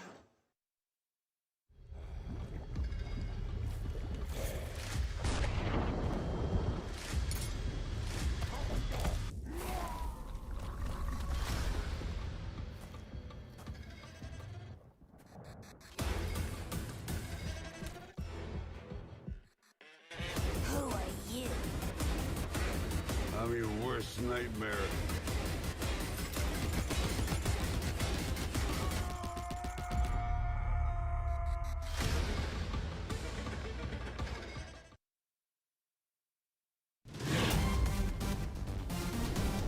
Any ring I step into is mine.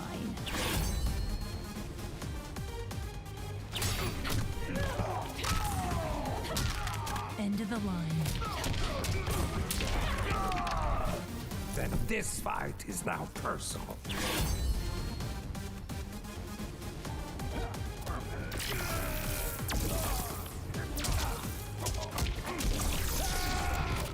It is exhausting being so perfect.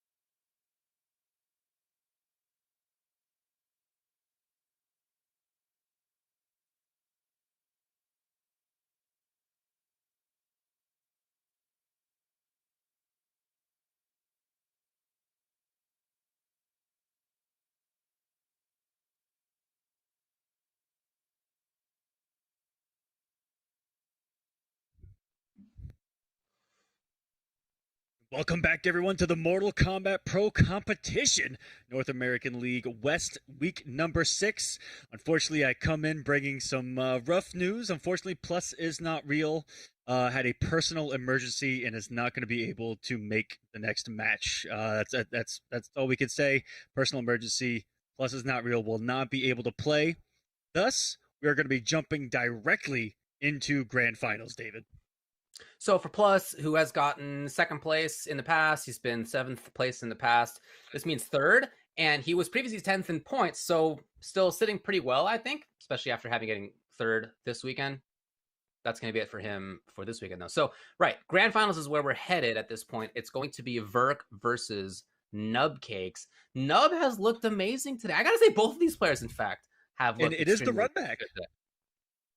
It happens to be the run back from the winner's side of the only person that happened to beat Averk in this tournament so far was Nubcakes. And, Averk kind of was talking before this top 8 saying how he was feeling a little bit rusty. It looked like he's gotten better and better the more that he's been able to play in this loser's run. And what a sweat of a match that last one was for him to survive by the hair on his chin against DJT when that came down to playing DJT's game and him winning it. So that's a pretty big victory right there. Because I've seen DJT crouch a lot of projectiles in my day into a lot of winning situations. I mean, the ball gas blast versus Cyrax, he's been doing it for decades. So shout outs to that. But it's going to set up the run back again. Averk's catching a little bit of fire here on the loser side. We'll see if he can finally take it to Nubcakes here, who's looked incredible on the winner side. Nubcakes has been around for a long time, been a very strong player for a long time. But for him, this is a big opportunity coming into the 7th in points overall. He's been 7th, he's been 4th, he's been 7th again, and this time he's at least 2nd place. Obviously, he wants to take this W, and for him to have beaten the players that he beat in getting here. So you brought up Verk, he beat Shujinki Dink before that. In this top 8, he has taken out DJT, one of the greatest. He's taken out as well Plus in a super close set, a 3-2 set. So he's looked really good, I think. Plus looked great in that set, but there was a lot of back and forth in that, a lot of very down to the little last second decision making in some of those rounds. Really, really fun one to watch. So Nub has both had dominance versus DJT 3-0, and also shown that in the case of him needing to win a very close set, he's able to do that too. Yeah, and I'm curious if DJT is going to come in with something a little bit different here. The Rain has looked great at times, hasn't looked great at times, kind of matchup dependent. And then we saw the switch to Johnny and then almost reversed 3-0 against Averk with the first switch that we saw off of Rain. And if it was Rain the first time around, we've already seen him struggling a little bit against Jackie here. So will that be, will there be a change on paper with that, right? Let's see. Well, sorry, I got behind myself. I was thinking about DJT for a hot minute. Sorry. It's all good. Sorry. It's all Sorry good. about that, guys. I got stuck on DJT in that last match because I couldn't remember who won, if I'm being honest with you. But it's Averk versus Nubcakes here, which we didn't get to see on stream. And so, you said it was a 3-0 on the winner's side, or is that unknown? No, I don't actually know what the score was between that these one's two. unknown. Yeah. So I don't know how it went the first time around, but Nubcakes had to have been cooking in that matchup because Averk's been looking crisp. It's a character that can deal with Jackie's mobility incredibly well out of Averk. We'll see what he can do here. All right, they're going into it again. This is going to be Nubcakes on winner's side, so he's got to win the first 3 out of 5 set. Verk's got to win 2 3 out of 5 set. It's going to be a little bit longer of a haul for him. But the way he's been playing, why not? Why not? I always really like watching Nub. His Jackie is a little bit different than many. He's so free when it comes to spending bar and getting pressure. And here we go. It is NA number 6 here on the West Coast, starting now. Grand Finals. Drawing first blood as Averk getting Nubcakes off the defensive bar, and now Scorpion's big B&B damage going to be on display. Oh, knocking off the second bar, still getting 25%. So the OS is coming into play, and look at the anti-Jackie tech, the air grab. Verk looking good. Nub tries a little bit of something out here. Give it up. Still has that defensive bar for the extra jump. Maybe looking for the application. It didn't come. Yeah, Averk definitely, reacting that back to 2. Thought the teleport was going to punish for sure. And now Nubcakes with that fatal blow. Could do it. And what is that? Just chucking bombs out here. A little bit of a risk It against worked. elite character too. Fight. Welcome to the corner. Triple Shoryuken.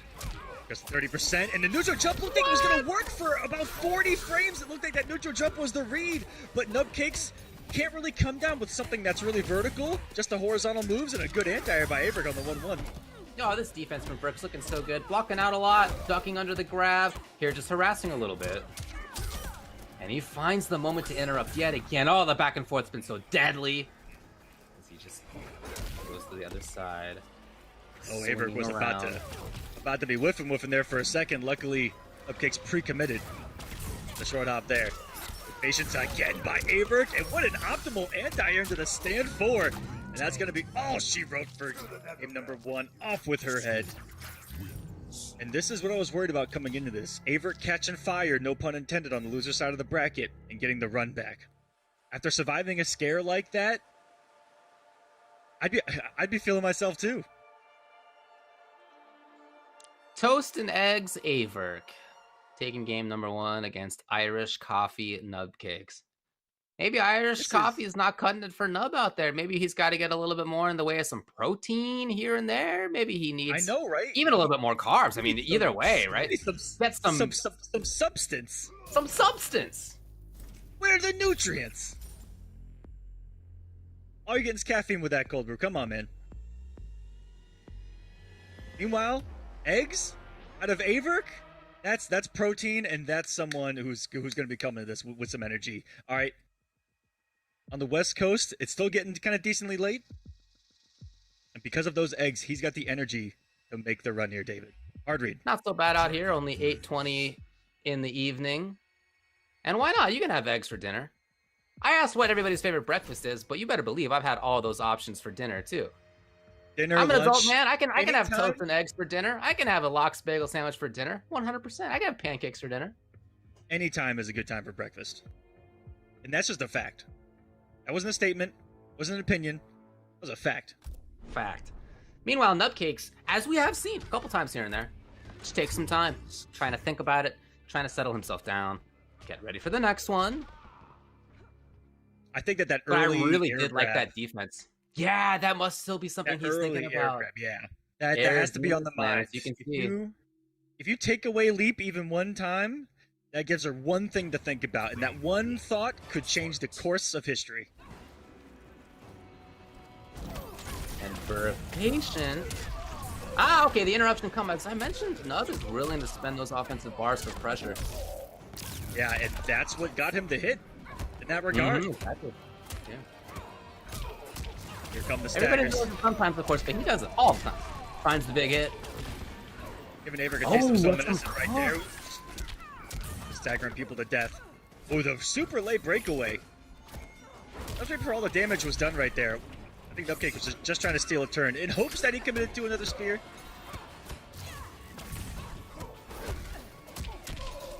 Nice walk by Averick there to get him out of that jump 1 range, and that dot is going to kill. Watch your toes. Okay, Nubcake's on the board, settling himself here in Grand Finals. He's been waiting for a little bit. That could also come into play. We need to get the hands warmed up a little bit. Finding the moment to duck perfectly, as we've seen throughout this top 8, honestly, is Averick. Oh, the confirms are here, the defense is here, the execution's here. I've seen every Averick special except for the short hop, so are we gonna see it? Oh my god. And he false blocked the actual grenade part of it, not the attack. And the up 2 was a big enough one to hit her up in outer space. That was incredible. That said, Nubcakes still very much in this thing. If he finds 2 more hits and they're the right ones, he's taking this thing for sure. Trying to bait out FBs probably. I was about to say, he still doesn't have the health lead. If he finds the right hit now, all he needs is one proper combo. Brick knows that he is playing defense. He's holding block. Oh, he sold the block maybe a little bit too long here. He's gonna give Nubcakes one more chance, and the instant jump people's L power, and it came down to the patience again. That down 1. Oh, that could have gone wrong so many different ways, David. Oh, about that heart attack. But that patience again is what really came in to rescue him. Sometimes it's not the patience, right? Sometimes you press the buttons, and Verk's been right on that one, too. Wow, what an instant 1-1 reversal on the down one. And he is ready for those hit confirmations of the 1-1 every single time.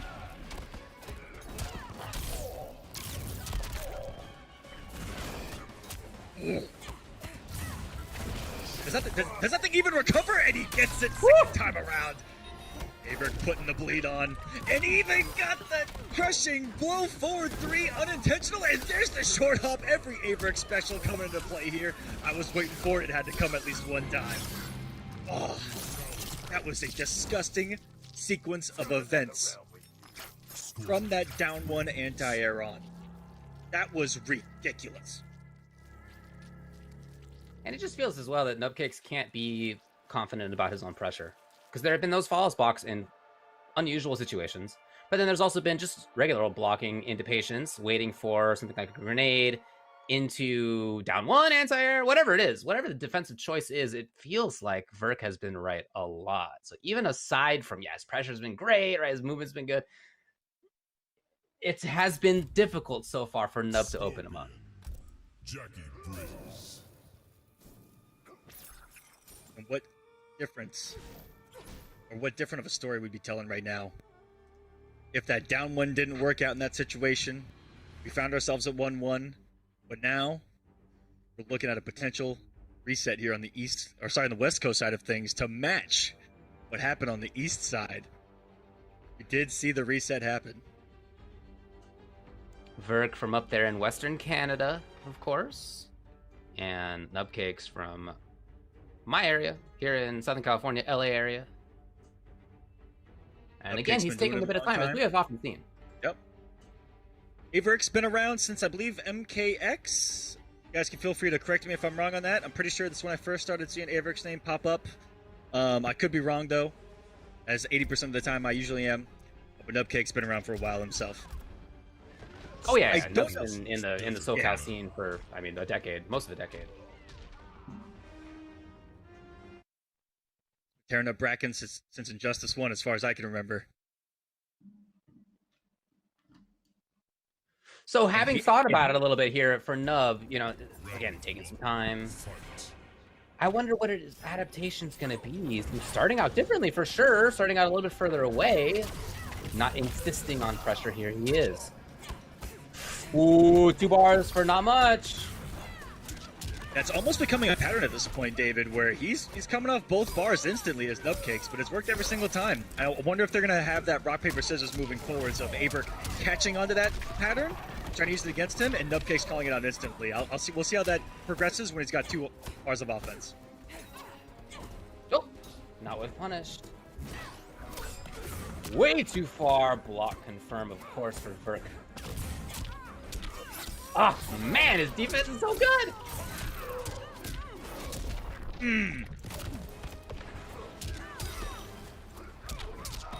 Wow, Nubcake's so aggressive right there, and he robbed him, blinded in the gate. He didn't even go for the fatal blow. Not like this. He was still gonna take it. Oh my! I got really scared there when he didn't get the guaranteed victory. But Nubcakes, he has felt the pressure every time Averk's put him on a crushing blow bleed that he has. Yeah, he ate the crushing blow following prior to the air grab, and right there woke up buttons, and he did it again into the 3-3, ended up taking the round. Nubcakes is, I think, feeling the pressure. He's getting the pressure right now, at least a little bit. Yeah, there's some block damage in here. Oh, big chance! And with no defensive bar, this is going to be quite substantial. Actually, a punish. Nice. That was a beautiful reaction by Averk. I don't think we've talked about it an awful lot. This character complements Averk's natural reactions to no end.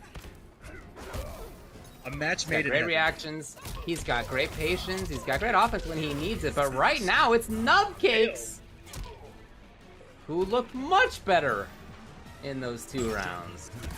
What a response. My man ate a 1-1 on hit and still did 3-3 and took a round. Sometimes you gotta press buttons. At OMG_Nubcakes on Twitter, where you can find him. At A_Verk13 is where you can find his opponent. it's not the worst thing to do, if I'm being honest. You know, there aren't many things that are super plus in this game on hit. And unless you're doing a really quick mid to follow, pretty good disrespect if I say so. Averick already pre-committed to the stagger of 1-1. Good stuff there. Upcake's now on the board. I think everyone here in the building knows that he knows that he wants to take this right now. No reset. It's 2 games straight. And with a read like he had right there, that could get him back into it.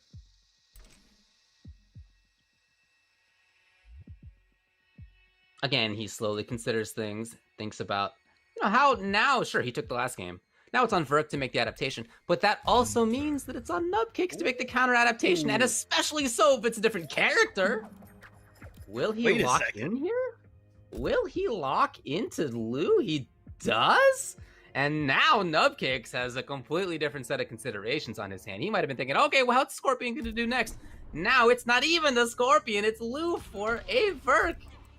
This is another character, when you think of rewarding someone for having godlike reactions, Liu Kang's up there as well. If not, probably the #1 character in the last couple of Mortal Kombats to be exactly that. You know, instant air fireball reactions, flying kick reactions, such a high reward for those in this game. We'll see if that comes into play here. Hoping to cut off the screen. Oh, not starting out super great for Averick here, as Nubcakes already has the corner. Verk's already down half life. He does not have the ability to just teleport out of the corner, but he fights well. You think he just mistimed a flawless block on that? On that grenade?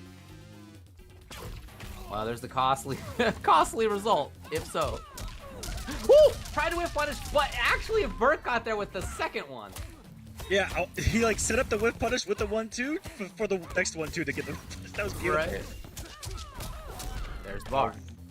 Ran out of resources. The Nubcakes there, and just a beady forward 4. And Averick, 1 forward 4 was the difference maker there, and a 400 plus damage, and he finds himself on a reset point. So for Verk, this is not really as much about staying away and whip punishing and whatever Scorpion would do. He wants to be in there, man. Ooh, a taste of Averick's own medicine right there. Empty short hop mix coming, and oh no, Nubcakes is adding that to the arsenal here. Working later in this set. Saw a lot out of him from earlier in this top 8, but yeah, in this set, he's bringing it in for the first time. Whip punish is there, Verk, who gets in immediately. He's got a couple bars. Yeah, they're both on there. Oh, what aggression. Out of the corner, the flying kick whiff into immediate pressure, and now it hasn't stopped, and Nubcakes had the right idea with the wake-up jump. Nothing to back it up, though. He's still going to get the round. He stays alive. Again, trying to avoid this reset. That's the pressure that's going to continue to build here. Just has to make the comeback happen.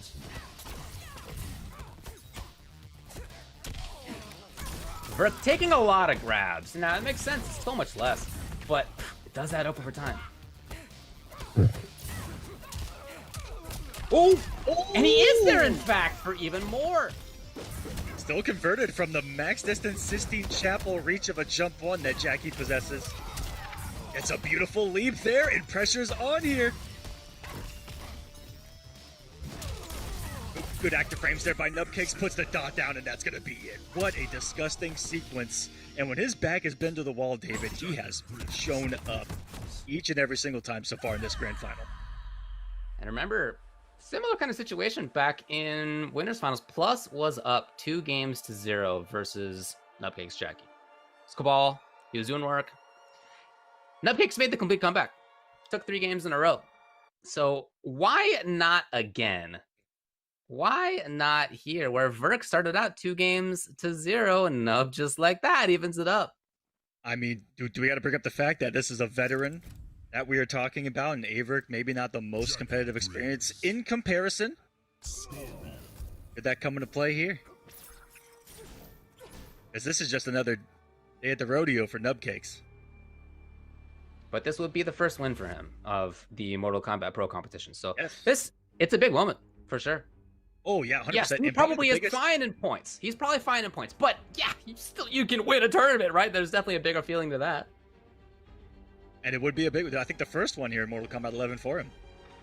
And with 455, am I right on that? 480 479 players in week number 6. It was 483 in week 5. That's a lot of people to get through. Community. Yeah, for sure. Community shows up big for tournaments. I'll tell you that. Of course, it's not just here. PlayStation Open is something we've been talking about a lot. There's a lot of community events on the MK11 calendar. So, last game of at least this set. It could be the last game of the tournament. We'll see. It's up to Nubcakes. It's up to Averk.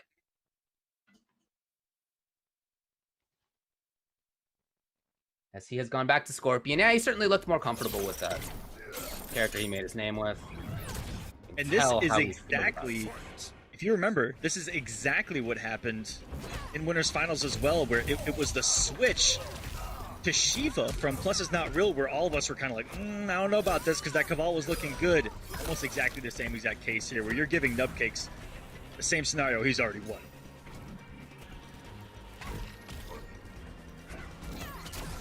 Tried to whip punishment back too. It's a good idea, but not quite there. Much more grounded play, if you notice, from Nubcakes. He has not really been going up in the sky super much. If he has pressure already, sure. Yeah, here he is, of course. But before that, not flying up. Yeah, not willy-nilly. Oh, great. Bizarre. I'm surprised she didn't get caught by Earth's orbit up there. My goodness. Oh, and the staggers. Gonna net some huge damage here, and that might be death on a 950 character. What? Oh, you are correct. It's a set point here for Averk. It hits different every single time. Oh, 485. That is some big boy damage. Really trying to take that turn back with Burke. And there for sure, tiny micro duck. It didn't even matter. Nubcakes hadn't pressed the button, but Burke was there. There's those bars. Okay. Yeah, I mean, if you're Burke, that's okay for sure. Slowly getting the one back. Nubcakes might have it. Beautiful swing by Averk. Could feel the hesitation in Nubcakes right there. The cash out means that we have a reset. And now we're going to a grand final set. The true finals. Where Nubcakes and Verk will play yet again. Now, as you were mentioning before, Nubcakes sent Verk to losers in the first place. Verk has now done the same. Verk has now sent Nubcakes also to losers. So it'll be now one more got set. Ourselves a match, baby. And it's right as we see Nubcake starting to make those adjustments, right? So we very well may find ourselves in another Game 5 situation. I wouldn't be surprised. These two players are gaming right now. I expect no change here post reset. No. Now, earlier tonight, as we were watching North America East, we saw a reset as well. We saw Tweety reset against the Mighty Unjust. And actually, in more dominant fashion, it was a 3-0 on reset.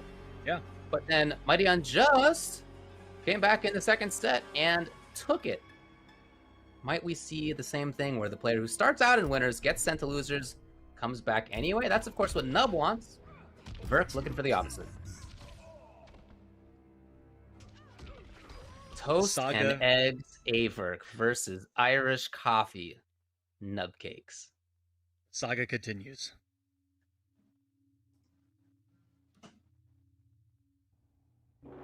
Let's see what kind of mind games we're going to get ourselves into as the competitive meta progresses here. And okay, or Averk right there maybe only read the single blast and was looking for the back one whiff punish. And if you saw Nubcakes came up both of his offensive bars, not even in pressure, just out there in the neutral. And that difference alone, that change up, is why we see him with the early health lane here. That's incredible. Oh, too early. Only down one for Nub, who definitely could have taken the round on that. Flawless block. Verk trying to steal these opportunities. Oh, can he keep it up? That was actually a sick conversion. Round 2. Mid-sync start here for Nubcakes. Neutral, reset. Just reset your mind. We're in a neutral position at 0-0. Nutcake's is gonna play like this is a complete reset of what I'm seeing so far. And was that a hit confirm? I don't even know. If there's someone that can do it, I believe in someone like Averick. He does have those single hit confirms down. Sure. Gonna be a lot of damage even before the breakaway becomes available, so right, he is saving it. Of course, defensive bars are really precious for Scorpion as well, Reborn Scorpion. The delay did it, but he did not have the offensive bar. Uh-oh, he barely not yet had it. And now limiting... Yo, I love this because Vert can't just teleport now. He's gonna be in that goop. Oh, no! He's in the goop. The goop! Oh, and so smart. Takes game 1. I would have lost any amount of money if I were to bet on Nubcakes getting hit by a teleport right there. That was pretty wild. Definitely could have been a little bit of a steal there for Averick on that one. Nubcakes going down there at the end, just going for the dot kill, forcing the movement by Averick. Ends up working out at the end, and he takes game number 1. So what do you think about the possibility of a change of character at this point for Verk? I don't know. You know, he tried it, tested the waters, goes back to Scorpion, looks convincing, right? And so that's such a huge mind game because you would think that Averick he literally told himself probably in his mind after that reset, he's like, okay, just Scorpion. Because I know that I would have probably told myself something really similar if I was in that position. And so do you second guess yourself then? And if that's what costs you, it could do even more mental damage to you. So far we've seen Liu Kang out of Averick. We've seen Shang as well from him earlier on. In a complete surprise pick, I think for all of us. I saw chat going nuts. They were like, what? And Shang is not a bad pick at all for Jackie. We've seen what that brawler-style Shang has done to Jackie's in EU CIS on the Open Series. I mean, has handled her quite well consistently from those guys over there. Averick sticking out with Scorpion. I do think that makes the most sense. It's the character that he's obviously the most familiar with. And look, in last set, he was super close, right? I mean, he even other than switching Liu to Liu, he won it. So why not? And these games are not going to go well if he keeps getting hit first by Jackie. And luckily, there's a little bit of execution error there by Nubcakes not to get Averick off that defensive bar or at a much more significant health deficit. Round for him, and nice weathering the storm by Averick, but didn't have a little too early on his buttons, actually. Oh. Chance for Verk that Nub escapes from. Oh, didn't believe in it. Didn't believe in it yet again. And now not just going up into the sky when he might in other matchups, because again, for fear of that air throw, KB, when it hits by itself. I would be passionate. Oh my goodness! Averick out of the block of the grenade, instant stand 1 and the fatal blow. Nothing you can do about that, and on a 950 character, of course it's gonna kill. That was incredible. That was a snipe. Yeah, for sure. Because in that situation, it's pretty much guaranteed if it works, right? If it hits, so you're like, you know what, I'm just gonna stand 1, buffer it. The only way it hits or works is if it hits and works. Smart stuff. It's the string here for Nubkicks. Oh, not quite on the whip punish. Big chance here, though. Okay. Verk choosing not to break away. It's just a cool 300, no big deal. Ooh. Averick just wanted the damage right there. Now the pressure and the heat is on. Relentless. And 1 bar for. Oh my goodness! I was about to go on a rant that you guys are never going to hear because this man walked up into a flawless block for the victory and to tie us up at 1 game apiece. Taking it back to the launch fatality. Averick's Scorpion just ties it up 1-1, by the way. That was not the winning moment. A little unusual to see the fatal mid-set, but I like it. Get yourself back in the game if that's what it takes.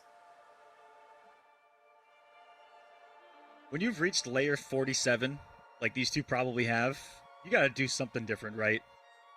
To try to get in your opponent's head. And so I like it. But you never know if that comes back to bite you. Because we've all been there too. And go with the rare of the fatalities too. That was the wasn't that the trailer one? Yeah, man, that was like the here's Mortal Kombat 11. It's a video game fatality for sure.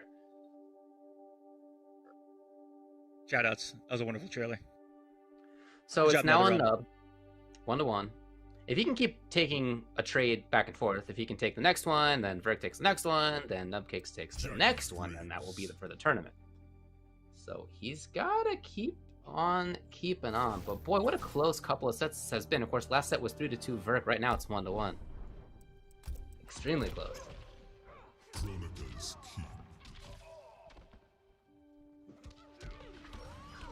And Nub has had some different takes, right? It's been pressure for him has oftentimes looked like it typically does, but sometimes, as these two have played, he's been more grounded than often he is, right? A little bit more focused on back two from mid range, pressing with step kick and forward two and the like, and not necessarily going up into the sky all the time. He is not right now either. So he's really changing things up there. He's gotten a lot of damage off of Nubcakes being in the air, you know, off of making the reads on the leaps, making the right reads in the pressure, in the offensive meter. That's been a great mind game between these two the entire time.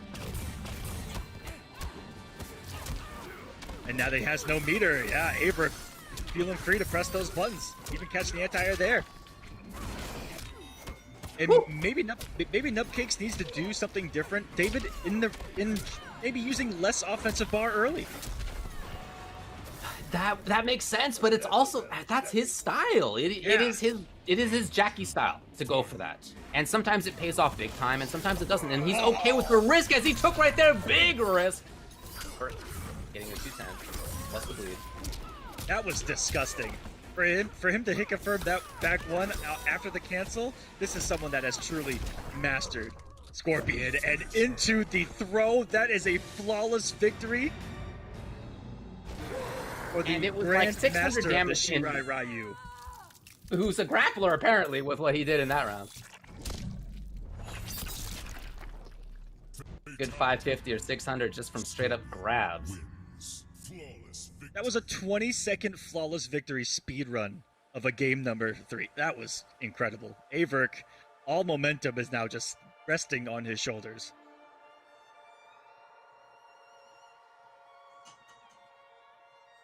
I looked away and he was dead.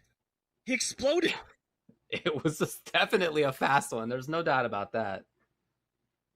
So each time Nubcakes has taken a little bit of a break before he gets back into it. You know, he's been thinking about it. He's been trying to figure out whether he needs to adapt, how to do so. If the opponent needs to adapt, how might the opponent do so? He's been thinking about this a lot. Now, after having seen that buzzsaw that he just got hit by, the question is, what do you do? Because, again, he has had these moments of, yeah, he's a little bit more grounded. As he started out that one, that game was started out that way. And he's also had series where he tries to go up into the sky. Well, that's how the second round was. And he got air throw KB. So it's like he tried kind of the two styles that we've seen from him, and they both got shut down. Sometimes that's the way she goes, you know. Your opponent has the right read, has the right reaction. In that case, that air throw has been a difference maker, just to give him something to think about, where it forces him to go to that grounded game right.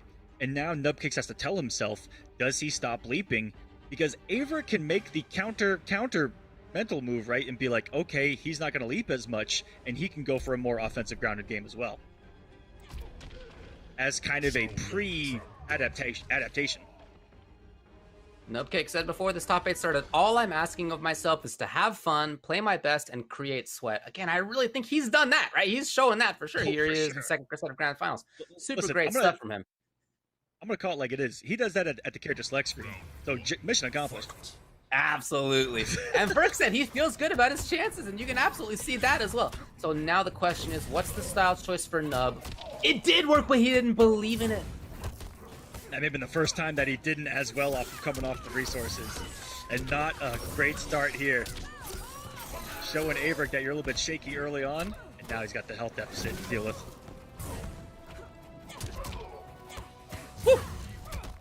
I feel like that fist went so far. But it's Verk's turn again. Beautiful flawless block. Had the right amount of resources for it. Ooh, wait a second. Not going to go in the fatal blow. Was looking for the reset. Thought that Avery was going to be pressing buttons, and the push back to the edge of planet Earth. Oh, can you believe the stand block that we just saw out of Verk? First of all, Nubkicks unfortunately not getting a couple of hit confirm opportunities. Then Verk with the defense of a god, and Verk just like that's at match point, tournament point. That was a ridiculous block. Oh my. And got the punish, so Averick was ready to have that locked and loaded. And look at this. Huge health lead already on match point. Averick is trying to do this now. Uh-oh. Verk's gonna make him pay. Nub's in big trouble. No bar. Offense, defense, neither one. It's Verk's turn. Nubcakes has one more read to make right now. Oh, the throw gonna put him on life alert. Bars here for Averick. He can do a little bit of chip damage, keep it safe as well with the teleport cancel. Got a couple of them to play with. This is a hard to win scenario for Nubcakes. Only a true real master can make this comeback happen. And it's gonna start Here's with the the beginning of it. Yeah, it's gonna be Half-Life just like this. But he is on the ropes for sure. Patience out of Verk. He knows all he needs is just another hit. Ooh, the duck. Of course it's going to come down to a micro duck from Averick. Been doing it all tournament long. The comeback has happened. Vengeance is Scorpions tonight. Verk said in the chat that he was feeling a little bit rusty before this began. But I'll tell you, he looks great right there in those final two sets, and especially, I'd say, those final two games. Extremely strong stuff from him. He is a fantastic player. There's no doubt about it. Up there in Calgary, Canada, looking really, really good. Taking in this thing. He came into this weekend with 16 points. So just on the cusp, on the bubble of where you need to be. Now he'll be good. Right now he's pretty deep into that. Yeah, he's in single digits for sure at this point. Yeah, that may have jumped him up almost into top 8, if not in top 8 in points, because a lot of people above him were also in this top 8 and generated some points this week, which is really cool to see on the west side of things. That a lot of these guys that made top 8 this week are in a good position to make that finale. Pretty much every single one of them. Well, it was very cool because on the one hand, we had a lot of people both in the East and here in the West who are high in points, but we also had some, especially in the West, who were in the top 8 for the first time. So it was very cool to watch on that side of things. I really enjoyed that. But yeah, you got to say Verk really came in looking very strong. Beat the person who sent him 2 losers, which was Nubcakes, twice. And that's rare. That almost never happens, but he did. Good work. Good work right there for Verk. So the results ultimately are Verk first, Nubcakes second. You got Plus at third, DJT at fourth, then STG J-Chan, Perfect Shinigami at fifth. Seventh places were Unfazed Moses and Lankiness. And what a great display of characters as well on both West and East here tonight. We had Raiden in both top 8s. We got to see some Melina. We got to see a lot of this low tier action. I love it. We also got to see these top tiers on display, but I thought it was amazing. A lot of newcomers to top 8. A couple of young guns versus OGs on both sides of the North America continent here. We also had a lot of goons on the East Coast making it for the first time in the top 8. That was really cool to see. Also, shouts to them when they got that godlike artwork done of like all 50 of them. I don't know if you guys saw that on Twitter, but it was incredible. It was awesome. My name's Darth Arma now. Oh, let's go. Yeah. Thanks a lot, Miguel. I appreciate you showing up, of course. I know it's busy with the family life these days. Yeah, I got the kid I got to go deal with, so I got... Well, thanks, of course, to PlayStation 4, PS4 tournaments that they have going on out there. Always a lot of great stuff that, you can find out for yourself. They are presenting the MK11 Pro Competition. Of course, weekly competitions for all skill levels. You can compete against friends, you can compete against rivals, you can visit the PlayStation 4 Competition Center. In fact, at compete.playstation.com, sign in with your PSN ID. That's where you can find content giving you an inside look at how top players play, tips, tricks for players of all skill levels. Please check it out. It's so easy to use. You go there, you sign up with your PSN, and you're in there. If you're in the game, you just press this button right here, and then boom, it comes up automatically. Enter the tournament, compete. It's free to enter. Cash money on the line. I would like. Do you guys need anything else? It's that simple. Money on the line. Go do it, and you can also sign up for the pro competition there as well. There's 2 weeks left for North America, and for I believe almost every other region. We're around that 2-week left mark for everyone. And so it's get pretty tight with these points, but 1 or 2 great performances, and you could be in there. With a victory on the west side, you would be in top 16. On the east, I don't have the points pulled up for east, but I can. You would also be making top 16. So I mean, you get 1 victory in week 7 or week 8, and welcome to the pro competition finale. Well, I think some players are banking on that. People who are not actually in the top 16 quite yet, or who are, but maybe are a little bit uncertain about whether they're going to end up unless they do have a fantastic performance coming up soon in one of the final 2 weeks. But for this weekend, that's going to be the end. Thanks a lot, Miguel, for commentating with me. I appreciate it. Anytime. Thanks a lot to everybody on the back end as well for running the event, running the broadcast. It's always a lot of fun. Thanks to you at home for watching. We'll see everybody.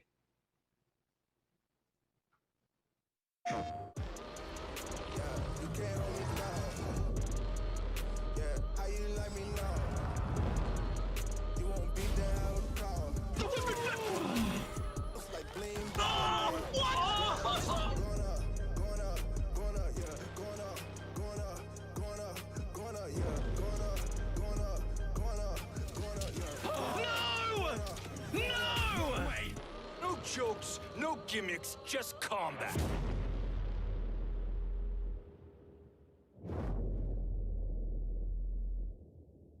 PlayStation.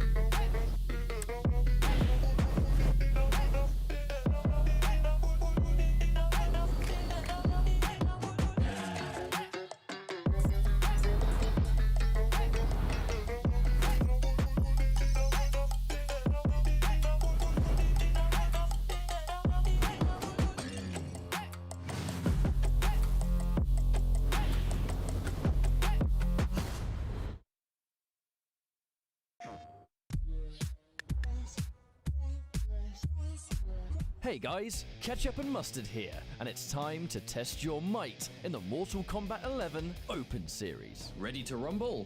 Power on your PlayStation and head to the Events app, filter by type, and select a convenient date and time. Boot up MK11 and locate the PS4 Tournaments menu option. Click it to visit a familiar place, the Console Events tab. Sign up and prepare to play. Once registered, you can view your tournament details and check-in time. A notification will remind you to tighten your black belt and get over here for your match. Continue combat in the open qualifiers to close in on the competition. Thank you for watching, and we'll see you in the tournaments.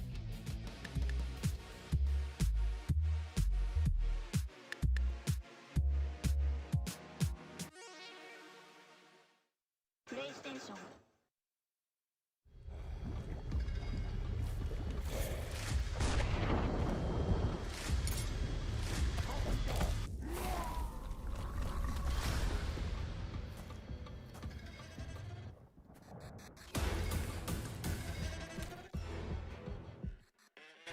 Who are you?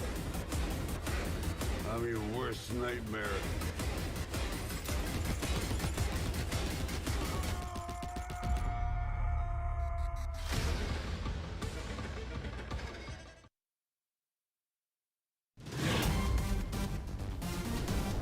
Any ring I step into is mine.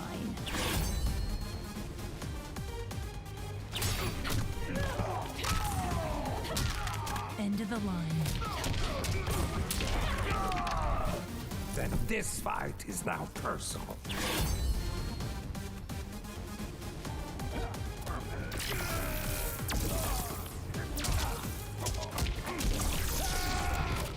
It is exhausting being so perfect.